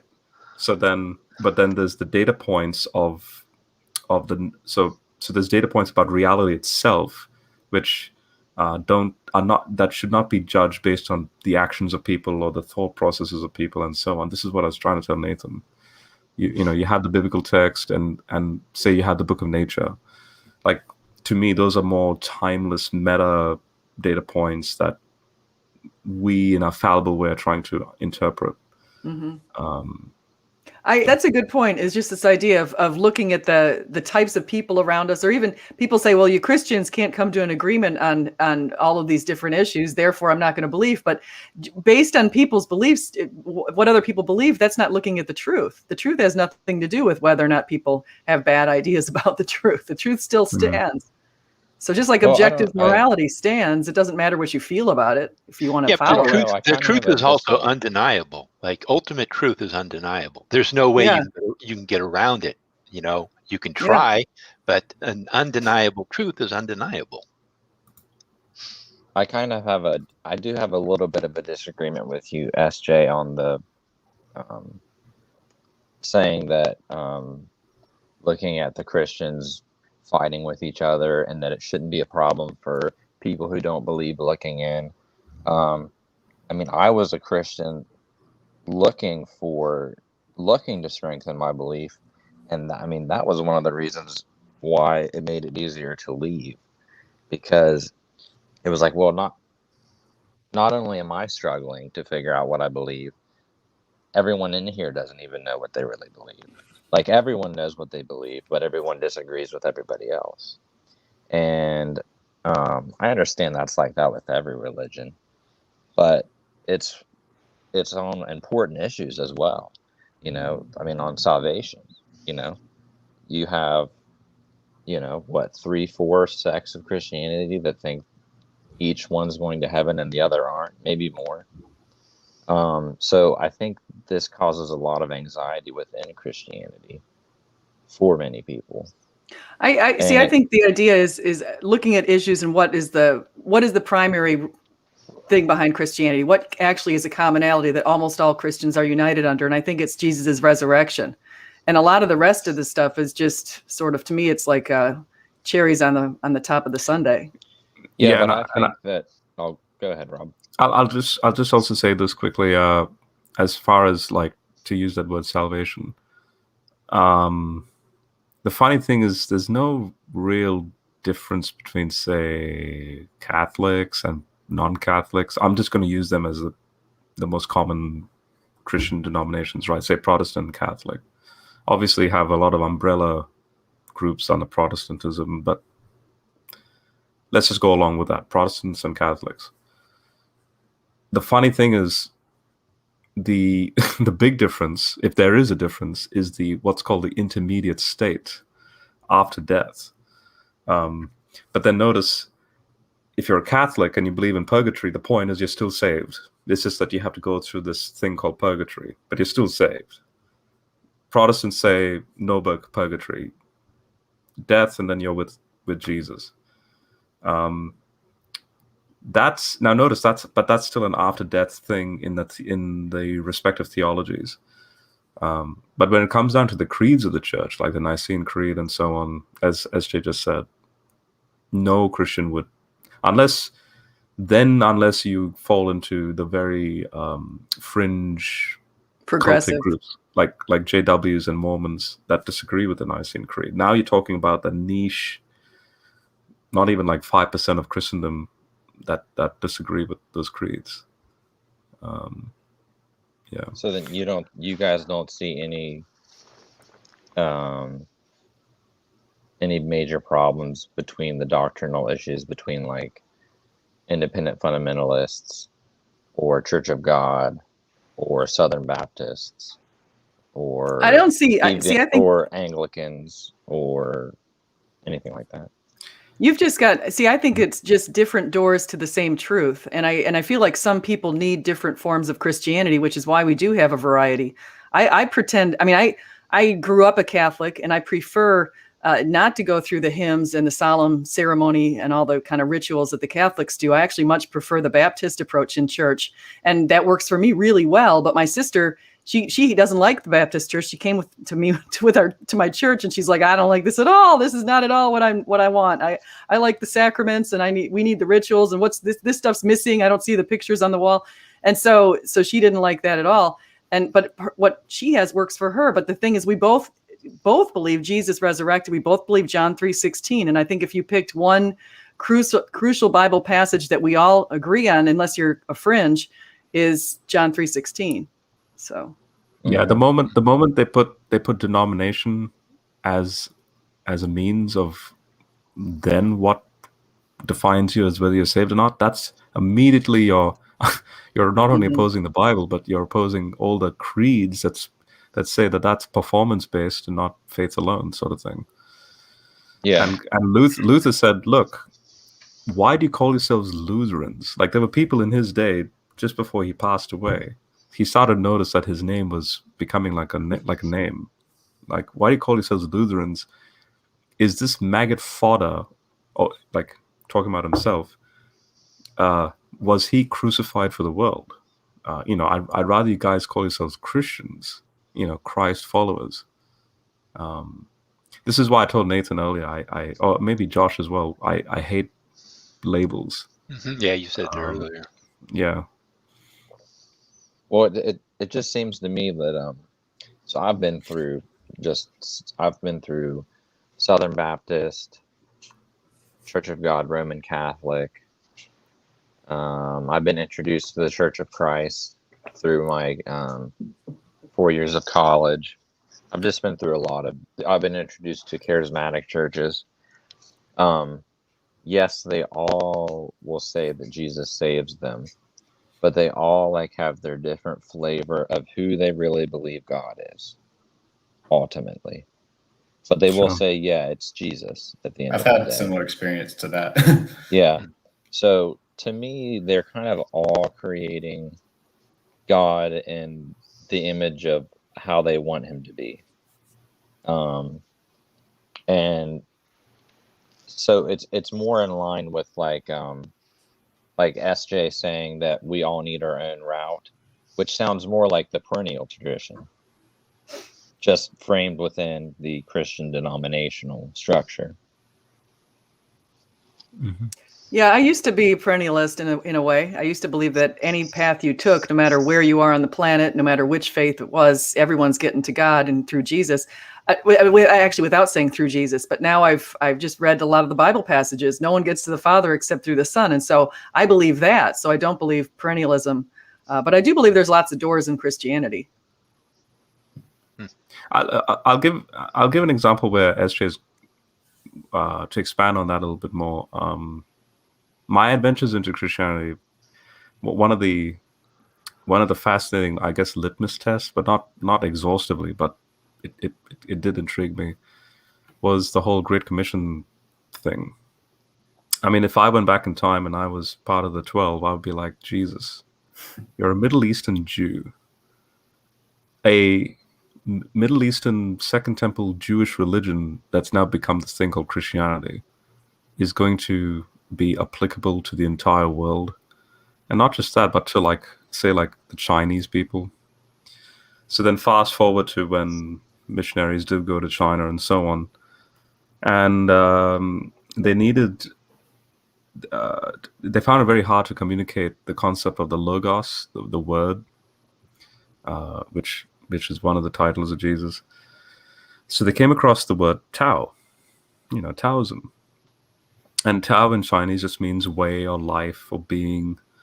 But the Chinese religion is all about it's mysterious, it's other, it's sort of like a deistic sort of religion. But the Christian claim is God becomes very personal. And so then they're like, ooh, epiphany moment. We can actually use Tao in John 1:1. And it says the Tao, and literally the Chinese translation has the Tao became flesh. And so it's there's an example where they don't necessarily need to know about the Nicene Creed or the Trinity or how these things work. It's just now they have a concept of a revolutionized concept that the Tao, we have our religious baggage, so to speak, but here's a little added sort of piece of the puzzle from somewhere that sort of adds and says the Tao is able to do this. How does that? And then obviously that'll inspire them to think about it. Well, then how does that work? And where did that work? And he said, so that's how I believe God sort of works with that. Redemptive analogies are all over the place. But the moment you start saying, okay, I want you to recite the creed, and if you don't get 100%, then you're out. Now it's coming back to performance. That's not the gospel. The gospel is all about relationship. Yeah, it's based on works. God's not about works and performance in that sense. It's something much more organic. Because guess what? If we're fallible and we fail, and if that's what heaven is all about, is this thing called performance, that's not a God. He's claimed to be glorious and beautiful and blah blah blah blah blah, and then he asks for something so petty like that. And Jesus flies in, his actions fly in the face of all that. It's his. The funny thing is, the gospel is it's his performance we are dependent on to stand justified before God. But then in that justification, when Paul says, imitate me as I imitate Christ, well, in what way? Then it comes down to what it actually means to image God. Has nothing to do with learning a dictionary. It's all to do with how you use the dictionary, I just want to say hi to not Converse Contender. So that's not Converse Contender. Oh, he just got disconnected. No, it is. It is. He came in and out. He'll probably be Oh, wait, here he is. He's back. Hold on. There he He is. looks just like Converse Contender. Sorry about that. Yeah, it looks It is just a like strange resemblance to Converse Contender, but it says not Converse Contender, Yeah. not the Babylon Bee. Right. Yeah. Sorry, I've just been using that lately as a joke. I forgot that it was on there still. Yeah. So I'm interested in the topic. I can't talk long because I got my baby right here. And Hey he's man, making it's a good lot to of see you. noises. You did a great job with Heiser the other day. That was really Yeah, good. you too. Oh, thanks so much for that. Oh, do you have him on your channel or? Yeah. Oh wait, I watched that. What am I saying? Yeah, I saw that. That's right. I was about to say, I thought I seen you in the comments later. Yeah. No, I did. I was just not. I just had a brain fart. I love Sorry. I love your style, man. I love how you pre-make videos and with your guests. That's really good. Yeah, so funny is some of the bigger channels that have never done that. After like my 4th interview like that, they started doing that, and I was like, okay, this is pretty funny. But I'm glad to to see that anyway. But yeah, I mean, like what I like to do with interviews is either prepare like a long clip of like them doing like having their speeches and like telling their positions, so that then the audience is familiar. So then when I start talking to them, I don't have to go over their entire theology on one segment. I can skip around. So, or I like to prepare their adversaries, the opposite views that challenge them, and present them to them in a way that we can get through the content quicker. And so, yeah, I mean, it's really fun for me. And I think that just makes for a better interview. But anyway, I gave my first sermon today, you guys. Oh, you did? Are you a pastor? Yeah. No, I'm not a pastor. That's why it's so funny. Yeah, they just my church asked me. You've got a Spartan beard, the right type to do it as well. Yeah, you look kind of Jesus-like. Oh, no way. I'm not dark enough. But yeah, it's funny. Actually, can I share my screen real quick? Hang on a second. Let me see. Yeah. Let me make sure. Does it allow you to do? I think it should. Yeah. I can bring it in if I pull it up real quick and just make sure. But I wanted to show you guys something. SJ, and I'm not sure if it's longer than 5 minutes. Cut them off. No, actually, it's only going to go like maybe a couple minutes. So, all right. Here it is. Okay, SJ, can you share? I think if it comes in here, like if you hit share, it should come in here in a little box, and then I can share that, I think. Oh, gotcha. Okay, here. Okay, you should see it now. Oh wait, here it comes. Okay, yeah. Okay, I would need to. Can you skip ahead? Let's see. Let me see if I can skip ahead. Oh, look at this. Yeah. All right, so I'm skipping ahead a little bit. Nice looking church. Thanks. Yeah, I love old like woodwork, so it's really cool. Like I like that. It's a small church, but now do I have to hit this? Like I could hit. No, I got it. I got it. Okay. So this is the only point I wanted to make, and then you can unshare me. So lastly, I want to emphasize the importance of saying I don't know. Did you guys hear that? Yeah. Yeah. So I'll release this full thing at some point. But that's one of the points that I wanted to make because, we do want to have explanations for, in apologetics for a lot of things. And I gave a sermon on apologetics. And we do want to have good arguments and, we want to understand logic and philosophy and all these things. But I do think it's important to say I don't know when I don't know.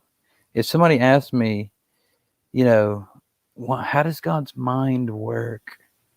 I don't need to be like, well, according to philosophy, like I don't know how God's mind works. What are you talking about? And as I said in that to people, I think I've actually gotten a lot of atheists and other agnostics and others saying, "Oh, that's actually honest." So, I appreciate that. But too often I hear Christians, and it doesn't just happen with Christians, it happens with atheists, it happens with all kinds of people. They get to some point that they don't understand enough about, or they just haven't read about that, that thing, the topic, and they want to give an explanation, which ends up sounding like an excuse, right? Now, if you actually know about those things, that's great.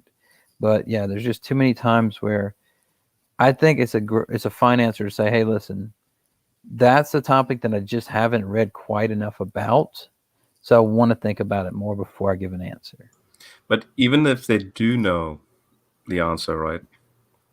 I mean, that's a pretty big question to know, right? But let's just say hypothetically they do know. All the more for them to be automatically assertive in saying how much then I don't know still. You know what I'm saying? Rob, what's so funny about that is in that same sermon, right after I said that, I said, even if I have like a decent understanding and I have like a good explanation, sometimes just to throw somebody off guard, I'll go, I don't know. And they'll say, oh, okay, well, that's honest. And then I'll go, but I do know this. And I'll give them the explanation that I do have. So, so anyway. Yeah, basically the more you know, the more you realize you don't know. And I think it's everybody. I heard some statement that said 100% of the people on the earth know less than 1% about the universe. Mm-hmm. Yep, exactly. Yeah, there's more in this world that we don't know than we do know. Oh, so, I mean, I appreciate it. If I ask somebody a question and they say, I don't know, I appreciate that. Because if somebody sits there and they weave some kind of a tale, eventually you're going to find out they're full of it. You know? Right. And I just talk about some of the like bad approaches that apologists take. And I don't know, I just don't care for the whole I destroyed an atheist, blah blah blah, kind of videos. But I mean, they're really interesting, and I want to see them. Right? When I see that, I'm like, well, you're interested in the psychology of the video rather than the data. Yeah. But I do think that I talk about a few passages where apologetics is used, and I've done this for years, but I compare it to like self-defense or like martial arts, where you've seen it in so many kung fu karate movies where it's like the student's learning from the sensei and he learns all the right things to do, but then he goes out and tries to beat up somebody, and the sensei's got to be like, listen here, you don't use this for wrong or personal gain, okay? Use this to defend yourself. And I feel like that's what apologetics should be like. And that's not to say that apologetics, like the Bible's not going to ever offend anybody, of course, but rather your intent shouldn't be to offend, right? You know, you saying that, wow, it's like deja vu, because I wrote a blog post on this titled Apologetics and Christianity. You have a website? Why? Yeah, I'll give you the link. I've literally titled the blog post as Apologetics and Christianity, Why the Two Should Never Meet. I mean, it sounds ironic because it's like I've got a channel called Sentinel Apologetics, but I've started to now become disgusted by the word now because of the way it's been abused and misused. And like when you, like in 1 Peter 3, when it says to have an apologia, it's all about a defense of the reason why you have the faith in light of, guess what? In Peter's context, persecution, suffering, pain, this thing called Jesus, the resurrection cross. Like it sounds really out of this world, all this stuff, and you're still maintaining a selfless, like you're still holding on to that as Hebrews says, as an anchor, right? You know, the gospel and the faith is like an anchor for your soul, sort of thing. Like you're spending all this time and energy and effort in the sense of keep on believing, right? Yeah. And so then Peter says, okay, then when you make an apologia about that, of why you do that, then, and you do it in love and respect, and he gives qualifiers on how to do it, then they will have need of nothing, and then they can't accuse you of anything because guess what? Your conscience is clear, and there's not, you're not trying to prove anything. It's just, this is my defense. And so you saying that is precisely my conviction when I wrote that blog post. We're practically saying the same thing. Yeah, that's interesting. I mean, the way I come about the similarities, right, is growing up. I used to watch this documentary, and it's still on YouTube. It's National Geographic on the Shaolin Buddhist monks from, I don't know, 10 years ago or something. It's a really great documentary, but it shows the young Buddhist monks, how they come up training and learning skills and principles and things. And like they have to wake up at 4 a.m. or something and go climb a mountain. And then when they get to the top, they have to punch bags of rice and different things to teach them lessons in like physical, real space, not like, you know, Jesus loves you, you know, and then move on or whatever. And I just thought about over the years, I always thought the Christianity should have had like this physical representation as well. Like, and then I seen there's a guy on YouTube, that he owns like a dojo or something, and he teaches kids these principles through, you know, through, I'm not sure if he teaches karate or what, you know, form he teaches, but I just always thought, I mean, it's learning things in physical ways help to retain and help you to understand things like these principles, you know. And so anyway, I just want to piggyback on what. Oh, wait, who is that? I'm sorry. Yeah. Go ahead. No, I just said. So you think there should be Christian dojos? Mm-hmm. Well, kind of like I'm not sure about Christian dojos, maybe, but I just think that, for example, the Buddhist monks, they have is the Shaolin monks.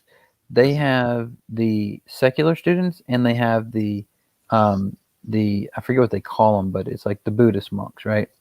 And they wear different uniforms because they look at the Buddhist monks as being able to reach a higher level or something like that, right? But you wear the uniforms differently. It's just like, you know, it's not exactly a uniform like an American uniform, but I think it would help to have these physical representations. Like, for example, one of the videos from this guy's dojo is he has kids punch those blocks, right?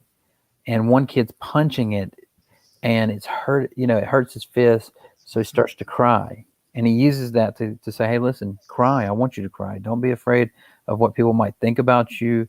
Cry. As men, we need to cry. We don't need to hold in our crying. And so, you know, and he just uses these things to like tell this kid, teach him this lesson that like, look, I cry. I'm a grown man.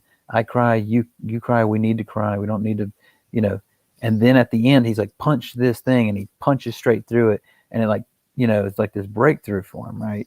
But he uses that lessons like that in accordance with the Bible in order to kind of, I guess, give the message in a more, I guess, realized way or something like that. So I'm not sure if dojos is the answer, but like, you know, I think there should be something. That's really important. That's teaching. One of the things that I was president of this National Society for Experiential Education, because we're all about bringing experiences into the classroom. And so the idea that you've got them doing something hands-on, or somebody's doing something hands-on to learn about it. I used to bring Legos into my Sunday school class just to give them they'd build churches and build different buildings for that. And that seemed to be something that they could do practically. And that definitely helps people learn. But I wanted to add something to what you guys are saying about apologetics, because my channel also, it says Psalm 23 Apologetics. So the one thing you don't want to be in any of this, I think, as a Christian, is I don't want anybody to perceive me as being some sort of a salesperson, like I'm selling them something that's not true, or because I look around on YouTube and I look around in churches on TV and stuff like that. And a lot of these people who are preaching, number one, they're not living the way that they're supposed to be living according to Jesus. They're, Joel Osteen sitting in a $10 million house, for example. And that other guy, I forget his name, but there's another guy who's flying around in private jets and all this stuff. And it's like, you got the outside that definitely selling happiness or whatever they're selling prosperity gospels. And then you've got the side of people who, I think sometimes, not to say it's not, but there's like this Southern thing where you get the really heavy Southern accent. Sorry if you're from the South, anybody, but you get this really heavy Southern accent sometimes. And they're saying these hellfire, you're going to hell. And, and I hear that's the other one. And I think, oh, just stop.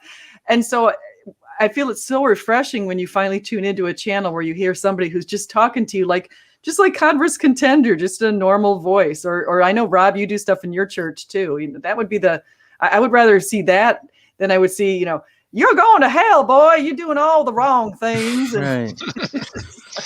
Well, I maybe have a different perspective than several of you in this hangout, but I perceive it kind of as a smorgasbord. Like you're presented with all these various foods in front of you. And these are various paths of belief, in my opinion. And you have one person sitting there going, come on, try this. You're going to like it. You're going to like it. You're going to like it. And the person's like, you know what? I don't really want to. And they already feel pressured. But if you made it look attractive, which I think you do, SJ, I think you make Christianity look attractive to people without pushing it on them. I think that's, from my personal perspective, somebody outside of Christianity, I think that's more powerful because you're presenting your beliefs, your faith, in a way to make it attractive, and you're not really pushing it on the people. Personally, I think that's much better. I honestly, it really, really turns me off anytime I see some guy in a corner with a Bible. I cross the street. You know what I mean? I don't even want to deal with it. And so, just throwing that out there. Yeah, I and appreciate that. I just to also voice a similar statement. Yeah, SJ, Converse. Like, these are Christians online, and many others that both of them that the three of us know as well personally. Like, for example, Susan that was on a moment ago. It's in fact, Hellbound, again, to use that, I think you said club or clubs. I think maybe the analogy of like community hubs or something. Like, guess what? You see that in the real world as well. Like, there are bars and pubs that have certain tastes. Like, it's like if you frequent a certain one and you jive with it, you have a kindred spirit with it. It's like, then yeah, let's go there. And so, for example, when you're talking about the, I guess the redneck pastor or something, like in that voice. But that's You've the heard thing. him. It's I guess it's just a given. Like, we can't stop that from happening, and even if we did, so if we try to stop that from happening, then ironically we are the toxic ones, or you become the toxic one. I don't think you. I don't. Yeah, sorry, I didn't mean to have it. Yeah. So all I'm saying is, you can stop it. Well, we don't, but It's not just can, but we don't need to. Just let. So again, it goes back again to the start of the discussion, which is Nathan's gripe about there are people in this world that make it uncomfortable for others to further grow in whatever it is, right? So in his case, it's the Christian faith. I know of people who are hindered by, say, something as simple as, say, evolution, because they have this idea that it was used for racism. It's like, yeah, there's bad teaching, but then I advise those same people that have that knee-jerk reaction to kind of like pump the brakes and sort of go, but is that a logical? Am I making a logical decision in that moment? And so the answer is obviously no. And so therefore, just because there's this bad pub, with a lot of weird stuff going on, doesn't mean that all the pubs are bad. Like, guess what? Go out. And so again, coming back to that word apologetics, just because the word is, it makes me sick, and hence I wrote the blog post. But still, I don't mind using the word, because guess what? It's still a biblical word. It's still the Greek word apologia. Well, it sounds like like apologizing in our phraseology. It sounds kind of like that. But doesn't mean Josh, that. I'm sure, what the word means. Josh, I'm sure you probably don't. What's your view? You probably don't disagree with much of this, do you? I mean, just what you're talking about right now, like, I really appreciate SJ's channel because she has people on and she doesn't care. Like, she'll let anybody in. I think that a lot of times, like, apologists and atheists too, it can become so insular where they don't want anybody else to have their ideas. And I think it takes a lot of courage to just be willing to have your channel and have people up and talking. And I think that's better. Even if I disagree with a lot of what you say, just the fact that you're willing to just reach across to people as humans and, have a conversation with them, I think that helps more than anything. Yep. Yeah. And just like the other day when I was on Nathan's channel and he said something like, after we got done with this, like, conversation about like a tough topic or something, he said, Converse, why is it that you'll come on here, but I can't get these other big channel Christians to come on here? And I'm like, Mhm. well, I mean, you might not be worth it to them because their channel's so big, or maybe they're not interested in, maybe they think that you're, being sinister in some way to have them on or something. But I mean, but I do think you should at least be able to like open yourself up to criticisms and challenge your views. And yeah, I think SJ does a great job bringing people on. And but one thing before I leave, hey, what's up, Jamie? One thing before I leave that Heathen said about sales, right? Or it may have been SJ, I can't remember, but I agree. Like, you don't want your approach to sound salesy, right? But I do think there are some things, because I worked in sales for a while, and I do think there are some principles or some things in sales that really come in handy for making Christianity more digestible. Not just Christianity, but any view more digestible or more understandable. Because, like, for example, there's this principle in sales that, like, you don't ask open-ended questions you don't know the answer to, because number one, you're opening up somebody to lie to you, or you could be opening up to change the topic of the conversation and not finish it. So, for example, if you're selling cars or something, and a buyer comes up to you and they say, "I can get it for less down the street," and you say, "Oh, how much is it down the street?" and your car's 20,000, they could just easily be like, "Oh, they want $5,000." Like, you're almost opening them up to lie to you because you basically set them up for it. And so I'm not saying that will apply across the board, right? But there are just certain principles that just understanding how to approach conversation with people can help in having a clearer conversation, maybe a conversation that's more persuasive, even to be able to persuade, things like that. So yeah, yeah. I have to say on the sales thing, because I spent over a decade selling real estate and also selling furniture in my family's business. And so I have a lot of experience selling. And so I'm not trying to disparage salespeople. It's just that you don't want to be perceived of as somebody who's selling something like swampland. That's what I was saying. Yeah, I agree with you. And I think that your main point, something that I totally agree with, and I used to say this all the time, is that you don't want to sound salesy, and you don't want to come off as if that's what's important to you, is convincing someone. But that's what's most important. But what's most important is sitting with people and having conversations and like being able to care for them and like understand their position, where they're coming from. And a lot of times people will be more appreciative that you listen to their position, even if you have a defeater for their position, that you understood it, you repeated it back to them. And again, some of these things aren't sales related exactly. They're more like communication related. That's maybe what I should say, so. Yeah. And not just that, Hey, but Jamie. also just passion for the content.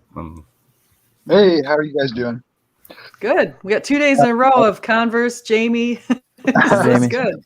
Hey, you guys ever, on that subject, I agree with what you're saying, but sometimes I wonder about, like, I wouldn't want to convince somebody of something just because I was nice to them, or that I'm built rapport, which is obviously a good thing and just a common thing to do. But sometimes I struggle with the thought of like winning somebody to an idea because I was kind to them. Not that that's bad. I just, you know what I mean? That's like the other end of the spectrum. Like, you feel like it's manipulation. That's true, yeah. Yeah, but it is. I think you're going to That's a get good that. point. But I think you're going to get that with any way that you're going to try to convince somebody. That's the problem. Like, yeah, because the thing is, like, well, what's the alternative to say, well, there's a hell, you could be punished, or to say, what, you could get heaven if you're, like, any way it's going to be like, oh man, is that a good approach to convince them? Do I want them to be convinced? But I just want to ask so I'm going to ask this to the Christians in this room. When I do my Sentinel stuff, I'm not trying to convince anyone. All I'm doing is I'm sharing the data points and why I'm passionate about that, Christianity, and why I'm a believer, and that's really it. So my question is, is this thing called convincing, like, is that part of the Great Commission? When it says make disciples, bit. I agree with you. I think a little bit, a lot of it, because my channel, a lot of the reasons I put it out is because I love to read. I absolutely love learning. Like I'm just super in. I could read a book a week, more than that sometimes. Even I'm just crazy about reading, and so I feel like when I learn something, I want to share it. And a lot of times that's what my videos are. I read a book, I was fascinated by some ideas in the book, so suddenly I get on my YouTube thing and talk about those ideas because I find it just. And I have to say really quickly before we go to the next person, Ken Copeland, oh my gosh, that was the person I was thinking of on the private plane. Mm-hmm. And Jamie, your comment here is so funny. Why is he supposed to fly a coach with a tube full of demons? He actually said that. Apparently on purpose. That's funny. So bad. It's like, Yeah, but I mean, the thing is, Spirit of the power of the air, right?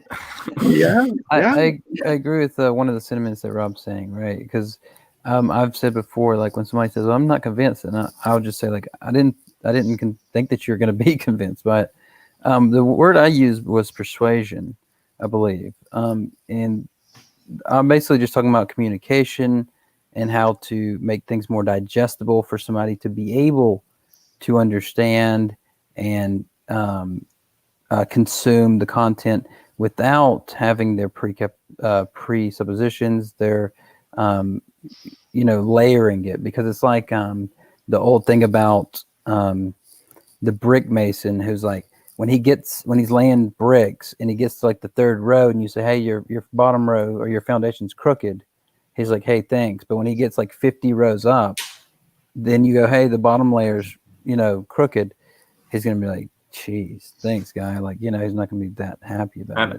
And Converse, would you agree with me that maybe for too long, if you were to go down that persuasion route, and so someone, for example, someone like Josh here, who's had that, I guess you could say, a rocky and an uneven house that's been built, so he's deconstructed it down. He wants a much more cleaner build, I guess. And so therefore, if he was to start from scratch again, something like Unseen Realm would be a much more beneficial rebuilding than. I mean, that'd be a good place to start. Like, I mean, would you agree with me that sort of approach, the whole divine council worldview, like that coming at that first, because that's the latest in scholarship now, right? As far as understanding even more so what the Bible's getting at, rather than some apologetics book that's like a Lee Strobel apologetics sort of thing. Yeah, I mean, I do think that, like, number one is like things like Heiser's book and Falk's book, and the people that I have on are because I think those are some of the best tools right now for people to understand not only what the Bible's saying, but like how people have kind of, their traditions have changed some of the actual intended meanings. So I do agree with you that those are going to be a better place to start the new foundation if you understand the basic principles of Christianity. But like that guy who's building the wall, this is kind of what my point was originally, is when he gets to the 50th row, you don't want to just say, hey, your bottom row's off, because then he's going to be like, oh, geez, thanks, man. But if you say something like, how often do you build a wall and then you find out, like, hey, the bottom's crooked, and then he's like, well, it doesn't happen a lot, but it happens occasionally. And I'm like, and then you say something like, well, how would you know if it was off at all or whatever? And he's like, oh, I got this tool, right? It's a double square or whatever. I'll put a square this way and a square. Dang, you know what? This is an example of that. I'm glad you reminded me of that, because I would have, the wall's actually off, and I wouldn't have thought about that before. I just skipped that stage in the process or whatever, right? And that's what I'm saying, is that I'm not trying to just go on the offensive and go, dude, your bottom row's off, so the whole thing's got to come down. And I've been on job sites where foremans will do that, but rather to try and make what I'm trying to communicate more digestible, more friendly, more persuasive, more, amicable, all of that. So, but yeah, I mean, I agree with your basic premise there that now he's got to start rebuilding them. But that whole process, what you're just describing there, is technically that Reformation cry, that to keep reforming, renew the mind. In this case, for example, when you and I came across, say, Unseen Realm, right? Well, for me, my journey into the faiths, well, I became Christian in 2015, so it's practically the year when that book was released. But for a lot of Christians, it was that sort of making their building of their faith sort of like into skeleton mode, and then refurbishing it, and which is not a bad thing. A lot of questions. It's for sure. Yeah. You guys, I'm going to listen offline that way because I was enjoying y'all's conversation. I just want to pop in for a second, but the baby's making like a lot of noises, so I'm just going to listen offline. Right. And good to see you. But good to see all of you guys. Yeah, man. Yeah. See, good to see you. Go, Josh. I was going to say, like, oh, go ahead, Josh. Oh, my bad. I was just going to say, like, coming back to your point of persuasion, one thing that I really don't like a lot in apologetics is just the idea of apologetics is people have questions and it's okay to have questions. And then there's like a certain list of answers and then you'll give them these answers. And then like a lot of apologetics, it's almost like you just expect them to accept them and not question them. So it's like you've given them the answers. And then if somebody questions again, it's like they're just denying it or whatever. You did your job. But I like the idea, like maybe you won't convince somebody, but just because they like have objections to your answers or something, like you still talk to them and communicate with them and like don't give up. But I don't like it when people kind of say like, hey, we gave them the evidence, they push it aside, because I think that there are objections to raise to different apologetics, even if somebody thinks that they have a really strong case. That's one thing that really like leaves a bad taste in my mouth personally. Yeah. And presuppositional apologetics is just that's a defeat already. I kind of looked at apologetics. Maybe I have a little twisted viewpoint of it, but it kind of reminds me of epistemology. Like there was a channel on YouTube I frequented a while. It was called Street Epistemology, and what it was there was this person who was an atheist skeptic, and he would go out and he would ask people questions, especially Christians, and then he would ask them questions and questions and questions and questions, kind of get deeper and deeper, to the point where they were beginning to raise questions inside of their mind about whatever it is, that topic that they were kind of dismantling. And I felt that was essentially the same thing as somebody who's on a street corner with a Bible, because you're doing the same thing. You're essentially pushing your viewpoint, your opinion onto somebody in sort of the same way that a preacher would on the street corner with a megaphone and a Bible in their hand. And this person didn't quite understand that, and I stopped watching their channel after a while. But you know, it kind of reminds me of that. The Converse Contender, before he left, he mentioned sort of a passive aggressive way of directly telling somebody, hey, your foundation is crooked. And personally myself, I would prefer to somebody say, you know what, your foundation's crooked, rather than sit there and in some kind of I don't think he meant passive aggressive, but sort of a passive way of saying, bringing that to their attention.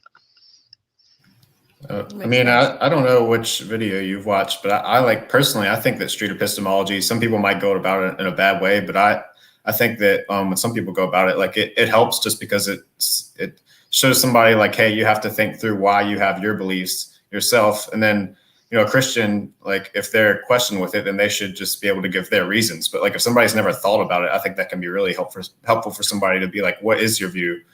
But what is helpful about it? Well, people that, you know, they believe in God and they might be Christian or whatever religion, and they're not even sure why they believe. There are really some people who don't question kind of like the evidence. I understand all that. What I'm asking you, asking you is, why is it helpful? Like I perceive somebody helpful as in, here, let me help you with this. Let me help you with that. That's how I perceive it. But changing somebody's mind, I don't know if that is helpful. So that's what I meant, Josh, was okay. Why do you think that that's helpful? Just like beneficial, you mean, for them to change their mind? Well, you used the word helpful, so I was just. I just mean like it can kind of help somebody rather than like telling somebody exactly why they're wrong about everything. I like that better to help them kind of question like, okay, why do you believe this, and how are you confident about it? You know, as opposed to just telling them why they're wrong. Yeah, maybe I'm not conveying myself correctly. What I mean is, why do you consider that to be helpful? dismantling somebody's belief. Why do you think that's helpful? I mean, just say somebody had a really harmful belief. They thought that if they wore a certain shirt, then they would never get sick or something. Like, I don't know, like if somebody has an irrational belief, then it's good to get rid of it. But it's good to like test your beliefs, I think, you know? Yeah, I'm sorry, Josh. That's where I'm not going to get into it here, but I kind of, because you're talking about irrational beliefs and then dangerous beliefs. And I don't think that everyone's belief is dangerous nor Me irrational. neither. Yeah. And I don't I think that it's not helpful. It's just kind of, it's intrusive. But anyhow, I'll move away from that. Okay. But yeah, I mean, I think that there's tons of Christians who like can be rational and stuff, but it's just better to get them thinking about it themselves rather than just tell them they're wrong, you know? But I think it's good to, I mean, I've talked to a lot of people, even in my own family, my extended family, where I'll ask them, why do you believe what you believe? And I'm just because I'm honestly curious to know how they came to Christianity or how they came to whatever they came to. They're all Christians except for a couple are kind of wobbly Christians or agnostics probably. But the thing is you find out in my family, in my extended family, a lot of them are just like, I just do. yeah. And like that's all they'll say. Wouldn't you want them to like at least have reasons for why they believe, so that they're not like shook to the core, like help them think through it themselves so they can have their kind of defense for why they believe it, you know? Oh, I'd like it in the cases if they did some studying and stuff, but they really don't have any interest. And my sister, well, I'll just name one. My sister's just like, she's a Catholic and she's like, I look out the window, I see trees, I believe in Jesus, I believe he resurrected, and that's pretty much it. And I'm like, okay, that works for me. And then I'll talk to my husband, I'll say, why do you believe? He's just like, because it's true. I'm like, okay, all right. You know, he doesn't watch my videos. He'd be very bored to sit here and listen to this. Yeah, I think questioning your beliefs is good. I think if you question your beliefs on a regular basis, I think it helps to strengthen your beliefs, because what you're probably going to do is you're going to discard that which is not helpful or beneficial in your path and hold on to those things that are beneficial and helpful in your path. Right. So that's why I was kind of trying to figure out what you meant by helpful. That's why I was needling away in that regard. Yeah. I guess I kind of mean just the same thing as you. Like, it's good to kind of sort through your beliefs and introspect and see like, hey, does this actually make sense? And is it a good thing for me to believe? Like, does it help me? Like, I mean, I kind of agree with what you're saying now. Yeah. So yeah, I see what you're saying. So it's kind of like, instead of like, well, if I strap a bomb to my back and go in here and blow this place up, this will be beneficial, helpful in my beliefs. And no, that's extremism. That's ridiculous. But somebody who just has a basic belief in their God or their faith, then yeah, that's you would want to move them away from that extremist, irrational, dangerous position and move them back towards something where it's just focusing in on their faith, their belief. Right. Yeah. I have to say, I'm probably going to just go till 7:30, and right now it's 7:13 on my where I am in Eastern Daylight Time. So I'm just going to go to 7:30. So I wanted to maybe get towards wrapping things up a little bit and just see if we can also learn a little bit more about you guys. Because like Josh, I've never had on my channel before, and I really don't know that much about. I'm trying to read your thing right there because you just added it now. Let's say read John C. problem something. Oh, John C. Peckham is what it's supposed to say. What is it supposed to say? I can't. My eyes are. Oh, John C. Peckham. When Rob was talking about Heiser or whatever, I think he incorporates some of that into his Theodicy. I like it. Okay. He's a professor of theology and philosophy at Andrews University. Very good. But he's on the circuit. He's on the Analytic Christian, and he was on Chris Date's Theo Apologetics, and I've seen him on a bunch of other channels too. But it's a really interesting theodicy, I think. He incorporates Heiser in the divine council idea with kind of an answer to the problem of evil, and yeah. I would like to see that. That sounds, and I think Heiser, actually, one of the things I liked about reading Heiser's book with Unseen Realm is it opened my eyes to this idea of we have in Christianity, we have the belief that there's a spiritual battle going on between good and evil, and we have angels and demons, or whatever you want to say. That's definitely part of the Christian belief. And a lot of Christians never talk about angels and demons and that kind of stuff. They kind of leave that all behind, and they definitely don't talk that much about a spiritual battle. in a lot of churches. I just don't hear about it. But Heiser, with his divine counsel and talking about Psalm 82 and Genesis 6 and Deuteronomy 32, I think it is, when he brought all that and he integrated this idea of having these other gods, these other spiritual powers on the earth who at one point were given reign over all of these different geographic areas. And that to me really helps me to understand the Hindus in the belief that there's a spiritual battle, and they actually are worshiping other gods that are really spiritual beings in some cases. So that's where I come from, which might sound complete craziness to some of you guys, but no, I think that's reasonable.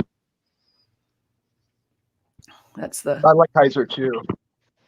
Yeah, because he explains that there are these other spiritual. Because I have a really good Hindu faculty colleague who's right next door to me in my office, and he's a great guy, and he's like, yeah, I pray to this one god every morning, and he named, I forget the name of the god, but he's got a little thing in his car that has a little thing with this little god on it, and he said he prays to that god every morning. What's that? Sorry to interrupt you. Sorry. No, please go.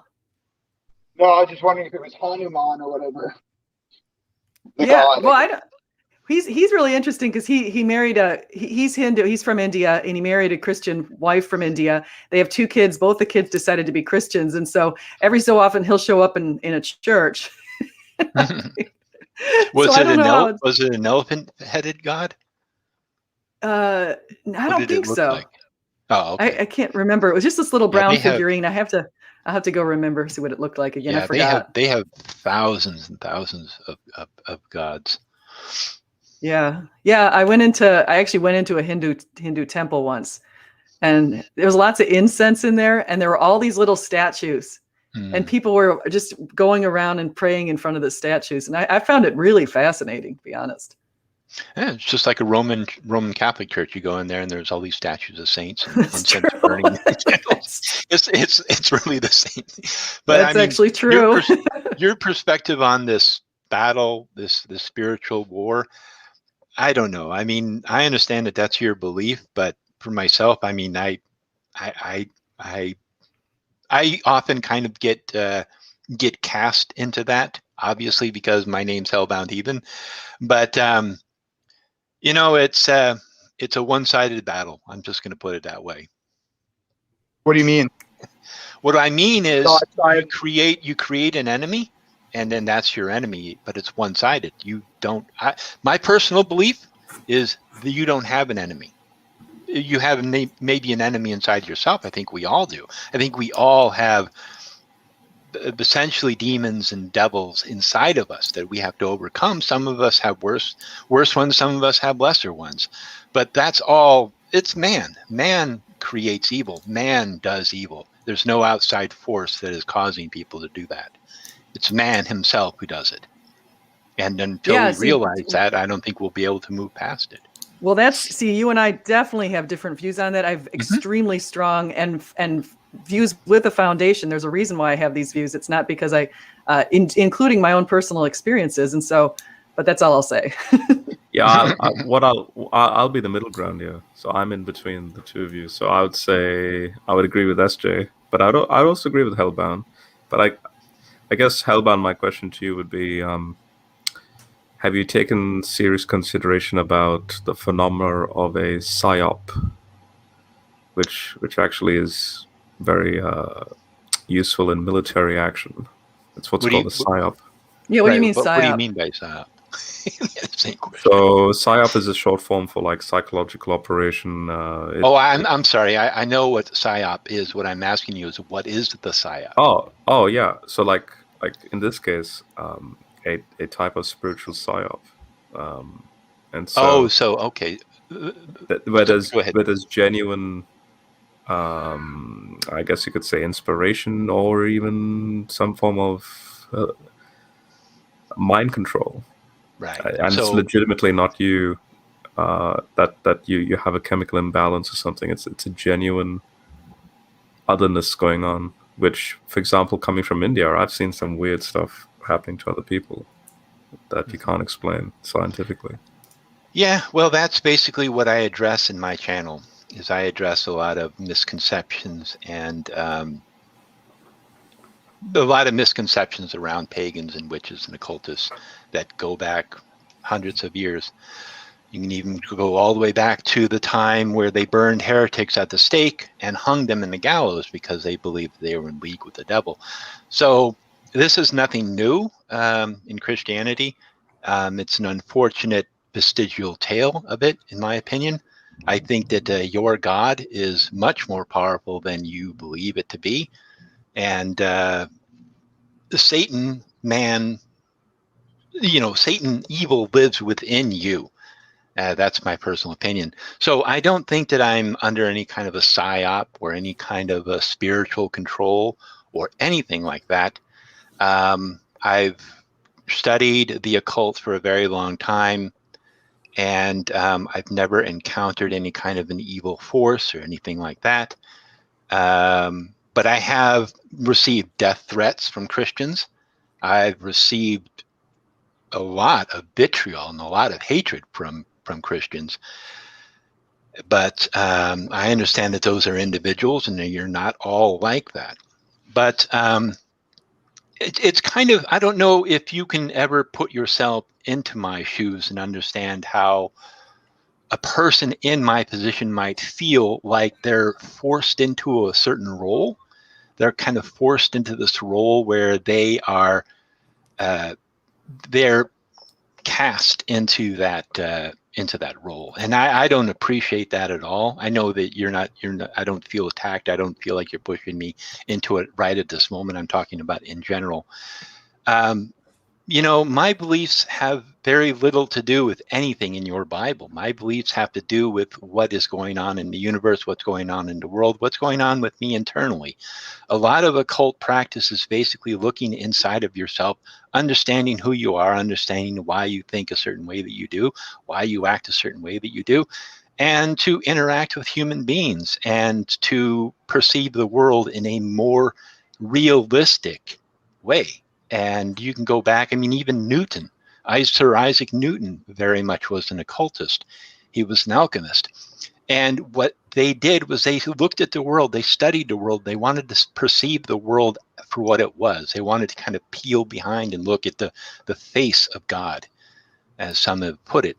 And that's what we do. We're not sitting there casting pentagrams and blood and sacrificing chickens and placing curses on people. That's not what we do. Yeah, that's so those who are immature and want to spook people, they come up with all that stuff. Exactly. They're doing the same thing as you were talking about earlier with some of the other people. They're doing it for Mm-hmm. theatrics. They're not really studying occultism or paganism. But what when I mentioned psyop, and I'm sure you'd agree with me on this. I'm talking about not petty stuff. I'm talking about if there is genuine evil, then I'm quite certain it's very intelligent, very, I guess you could say, cunning. But it's outside of yourself. Oh, definitely. And I'm speaking in hindsight of 200,000 years of human existence, anthropologically speaking. So I have Matt. Matt is joining us here. I just wanted to say hi, Matt. Hello. We only have a few minutes left, though. I just want to point out. Oh, okay. All right. So I can speak? Sure. Let me know. Okay. So what's the discussion about right now? I'm actually wondering. We're talking a little bit about spiritual battles and Michael Heiser's Unseen Realm. Oh, Michael Heiser. Yeah, he has a lot of good teachings. Some stuff I disagree with, but other stuff I do, agree with. Am I thinking of the wrong person, or were you the one who made the video with the snake? Yes, I'm the one. Oh, okay. That was very interesting to watch. I saw you on another channel. Yeah, I know. What was that? Yeah, there's outer darkness is a giant snake that circles the earth. Jesus Christ said so. So he basically showed me it. He's all like, okay, go over here, click over here. All right, there it is. And I was like, okay, I'm going to post it up on my channel, put it up on YouTube, and now everyone can see the body, And yeah, they dug into it. You can hear the screams of the atheists inside there being tortured. So it's not very fun. That is, Wow, I haven't seen that, whatever that is. Do you Yeah, believe? I'll post do you it up believe? real quick. Do you believe in a flat Earth? Yes. Okay. Whoa. All right. So Hellbound. So, coming back to reality. When I said what I said, what I'm getting at is there's just so much, absolutely just amazing. I guess preserved is the right word. Like preserved things in regards to humans for we're talking tens of thousands of years, right?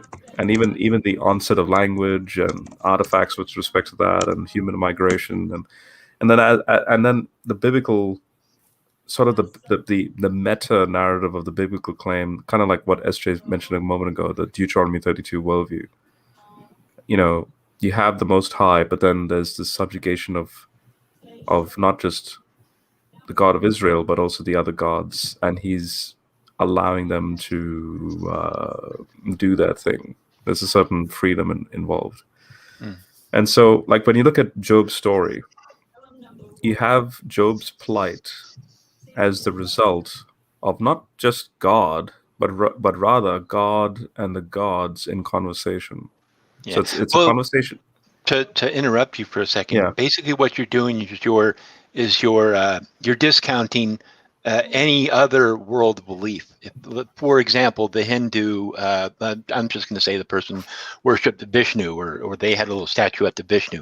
So what you're basically doing by saying that this Hindu god is basically a demon from your Bible is now what you've done is you've not necessarily.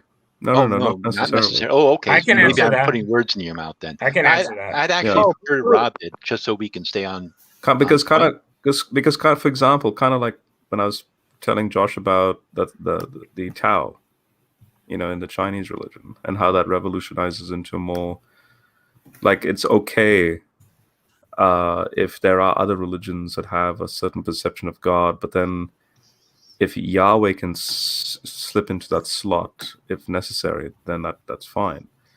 Now, as far as when you say demon, I can answer this if you want. I can answer this. The funny thing is that there's hierarchies even within those categories as well. So you have gods, but then you have a layering of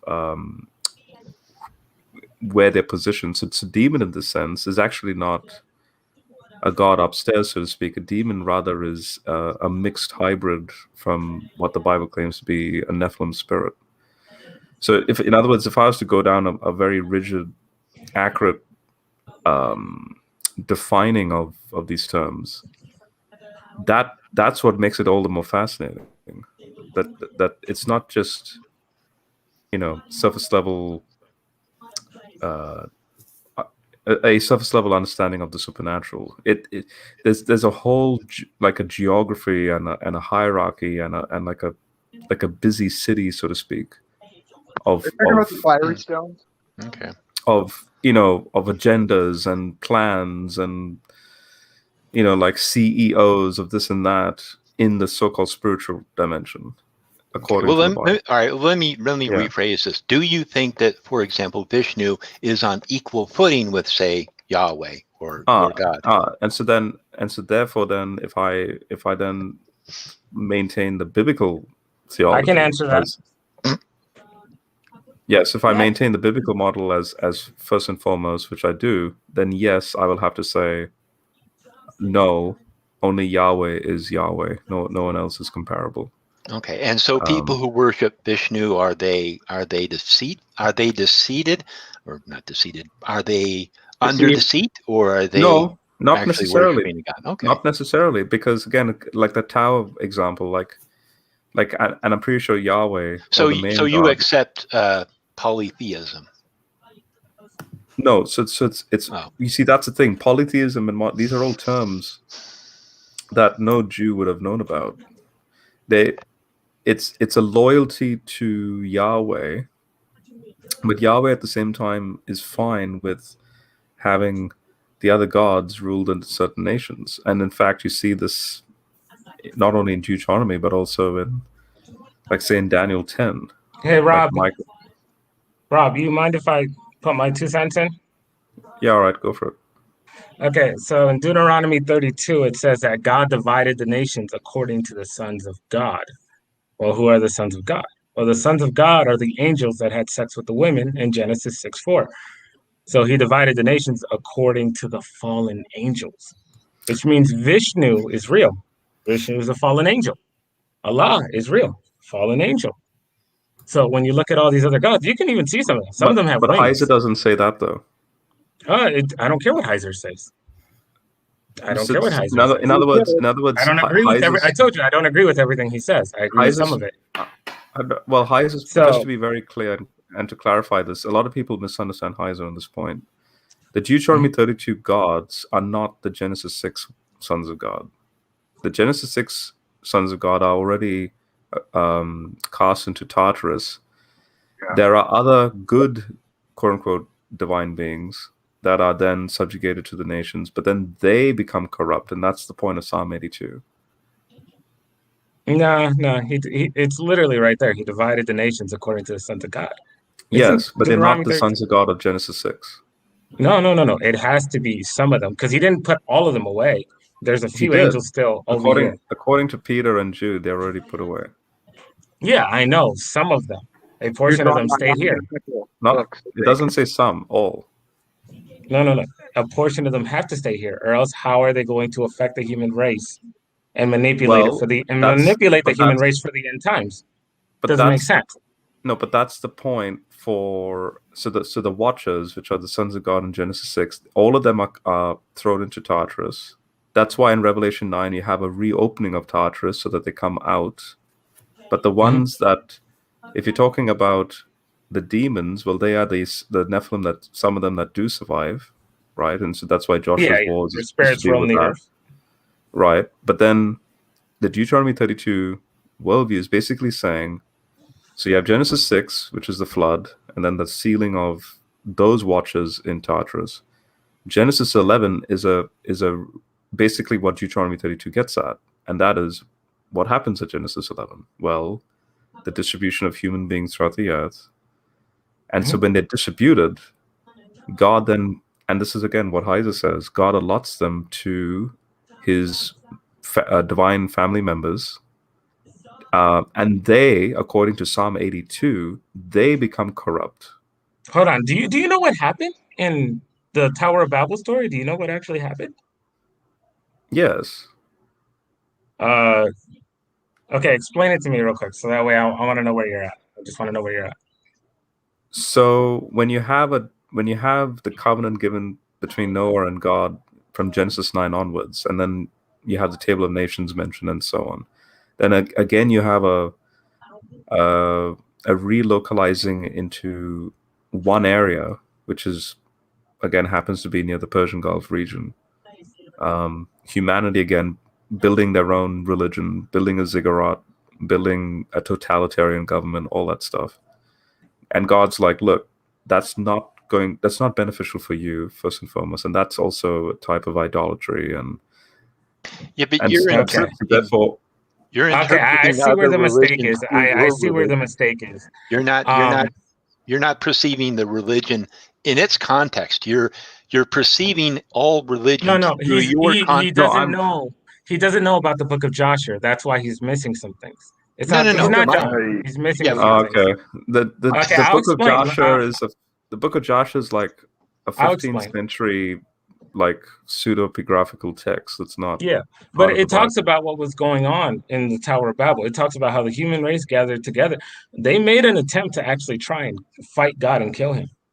That's why he divorces them, because it's like, I saved you from the flood, I saved you from all this crap, and now you're making an attempt to kill me. It's in the Book of Joshua, chapter 9. You can read it. They got together like 600,000. Yeah, it's just some guy's commentary in the 15th century. No. It's real. They made an attempt to kill him, and then God was like, okay, you want to try and kill me? One, I'm going to confuse your languages. I'm going to divorce you, meaning get away from me, and I'm going to give you over to the fallen angels, to the ones that are still on the earth, the fallen angels. But where does it say it's fallen? And let's see how they deal with you. Let's see But how where does they it? deal with you. And as you can see, this place is a giant mess. But That's nowhere why. in the Bible does it say the sons of God of the nations are fallen already. They do fall later, and that's the point of Psalm 82. But they don't. So I mean, think about it. God's going to give the nations to fallen gods already. Yeah, It's like, yeah, because he's pissed off. He's mad. He can do that. Well, If my you wife guys, tries to kill yeah. me, Anyway, I'm just gonna be. I go. Get out of here. guys, let me just, Yeah, go for because it. actually I was going to close this at 7:30. I do have to get going. My husband's Yep. about to get back here. So I wanted to see, can we go around and you guys can tell where we can find you? Because Matt, you're new here. I don't know where to find you. I don't know where to find Josh. And I'd like the audience to know where to find all of you. So maybe just start with Hellbound, because he's up in the top, and then go to Rob, and then go to Matt, and then Jamie, and then Okay. Josh. Oh, okay. Well, thanks. My channel is Hellbound Heathen. You can type it in, and it'll probably come up in the search bar. And Rob, if you ever want to discuss this further, I'm more than happy to talk with you further about this. So, Yeah, and thank it's you so always a much, pleasure, Christian. man. Yeah, Thank it's you. always a pleasure. Yeah, I was just going to say it's always a pleasure. I mean, it's been a while, but whenever I do come on, and when Hellbound's in here and other people, it's fun to talk. And I appreciate doing that. And also Josh, I appreciate bumping into you, and definitely check out my testimony videos if you can, or any other stuff. And I'm happy for your journey. There's no I'm not judging you for deconverting. Rather, I want to encourage you that you're doing the right thing. So, yeah. All right. Find him at Sentinel Apologetics, in case you can't read that, just to make sure. Yeah, I'm Sentinel Apologetics. Yeah. So, good stuff. So Matt. Okay, my channel is called Why Non-Believers Are Idiots, because basically I'm just so sick of the whole atheist community, and not just them, but so many others. And I'm just being real. They lie so much. There's so many lies that they believe. They think they actually believe what they believe is fact. And then I go up to them and I'm all like, okay, prove this. And then they can't. So I'm just like, so you're religious. You have blind faith. And it freaks them out. I was just doing it before I came here. I was having a debate with an atheist. I told him, prove the core of the earth exists. He couldn't. I told him, give me a picture, a video, something, prove the core of the earth exists. He couldn't. I'm like, okay, you have blind faith. Just like I have blind faith in some of the stuff in the Bible. So we're both religious. He didn't want to admit it. I was like, whatever. So which atheist was that? Huh? Which atheist was that? I'm just wondering if it's somebody I know. Oh, no. I don't even know these guys. It was like a whole new channel. Oh, okay. Yeah, no. But yeah, my channel is called Why Non-Believers Are Idiots. I leave physical evidence for most of what I said because, I'm not God. I don't have everything. But if you want to see giants, if you want to see outer darkness, if you want to see, skeletal bones, all that type of stuff, yeah, that's my channel. Okay? Right, okay. So, Jamie? Oh, yeah. I would just want to encourage people to check out John Peckham's book on the theodicy of love. It's really interesting. It incorporates Heiser, and his idea is that God, he has classical theistic beliefs, and he points out that, why, like in Job, how basically God's trying to display his character before the heavenly host and the people, all the peoples of the universe or earth or whatever, however you want to look at that. And it's really interesting. So I just encourage people to check it out. He's on interviews on different channels all over the place. So yeah, I don't have a channel yet. So good. Thank you. Well, thank you. Thank you for coming on, all of you. And so, Josh? And likewise, I don't make videos on my YouTube channel. I was just dropping by. So thanks for the conversation. And everybody have a good night, I guess. All right, take care, everyone. Too. Thank you. So everybody just remember, whether you eat, drink, or whatever you do, do it all for the glory of God. So thank you guys. Please like, subscribe, do come again. You guys are welcome. I'm going to try to run these more often. So if you're interested in getting on here, if you want me to let you know or anything like that, you can email me at alwayslearning1225@gmail.com. So thank you. Thank you. Night. All right.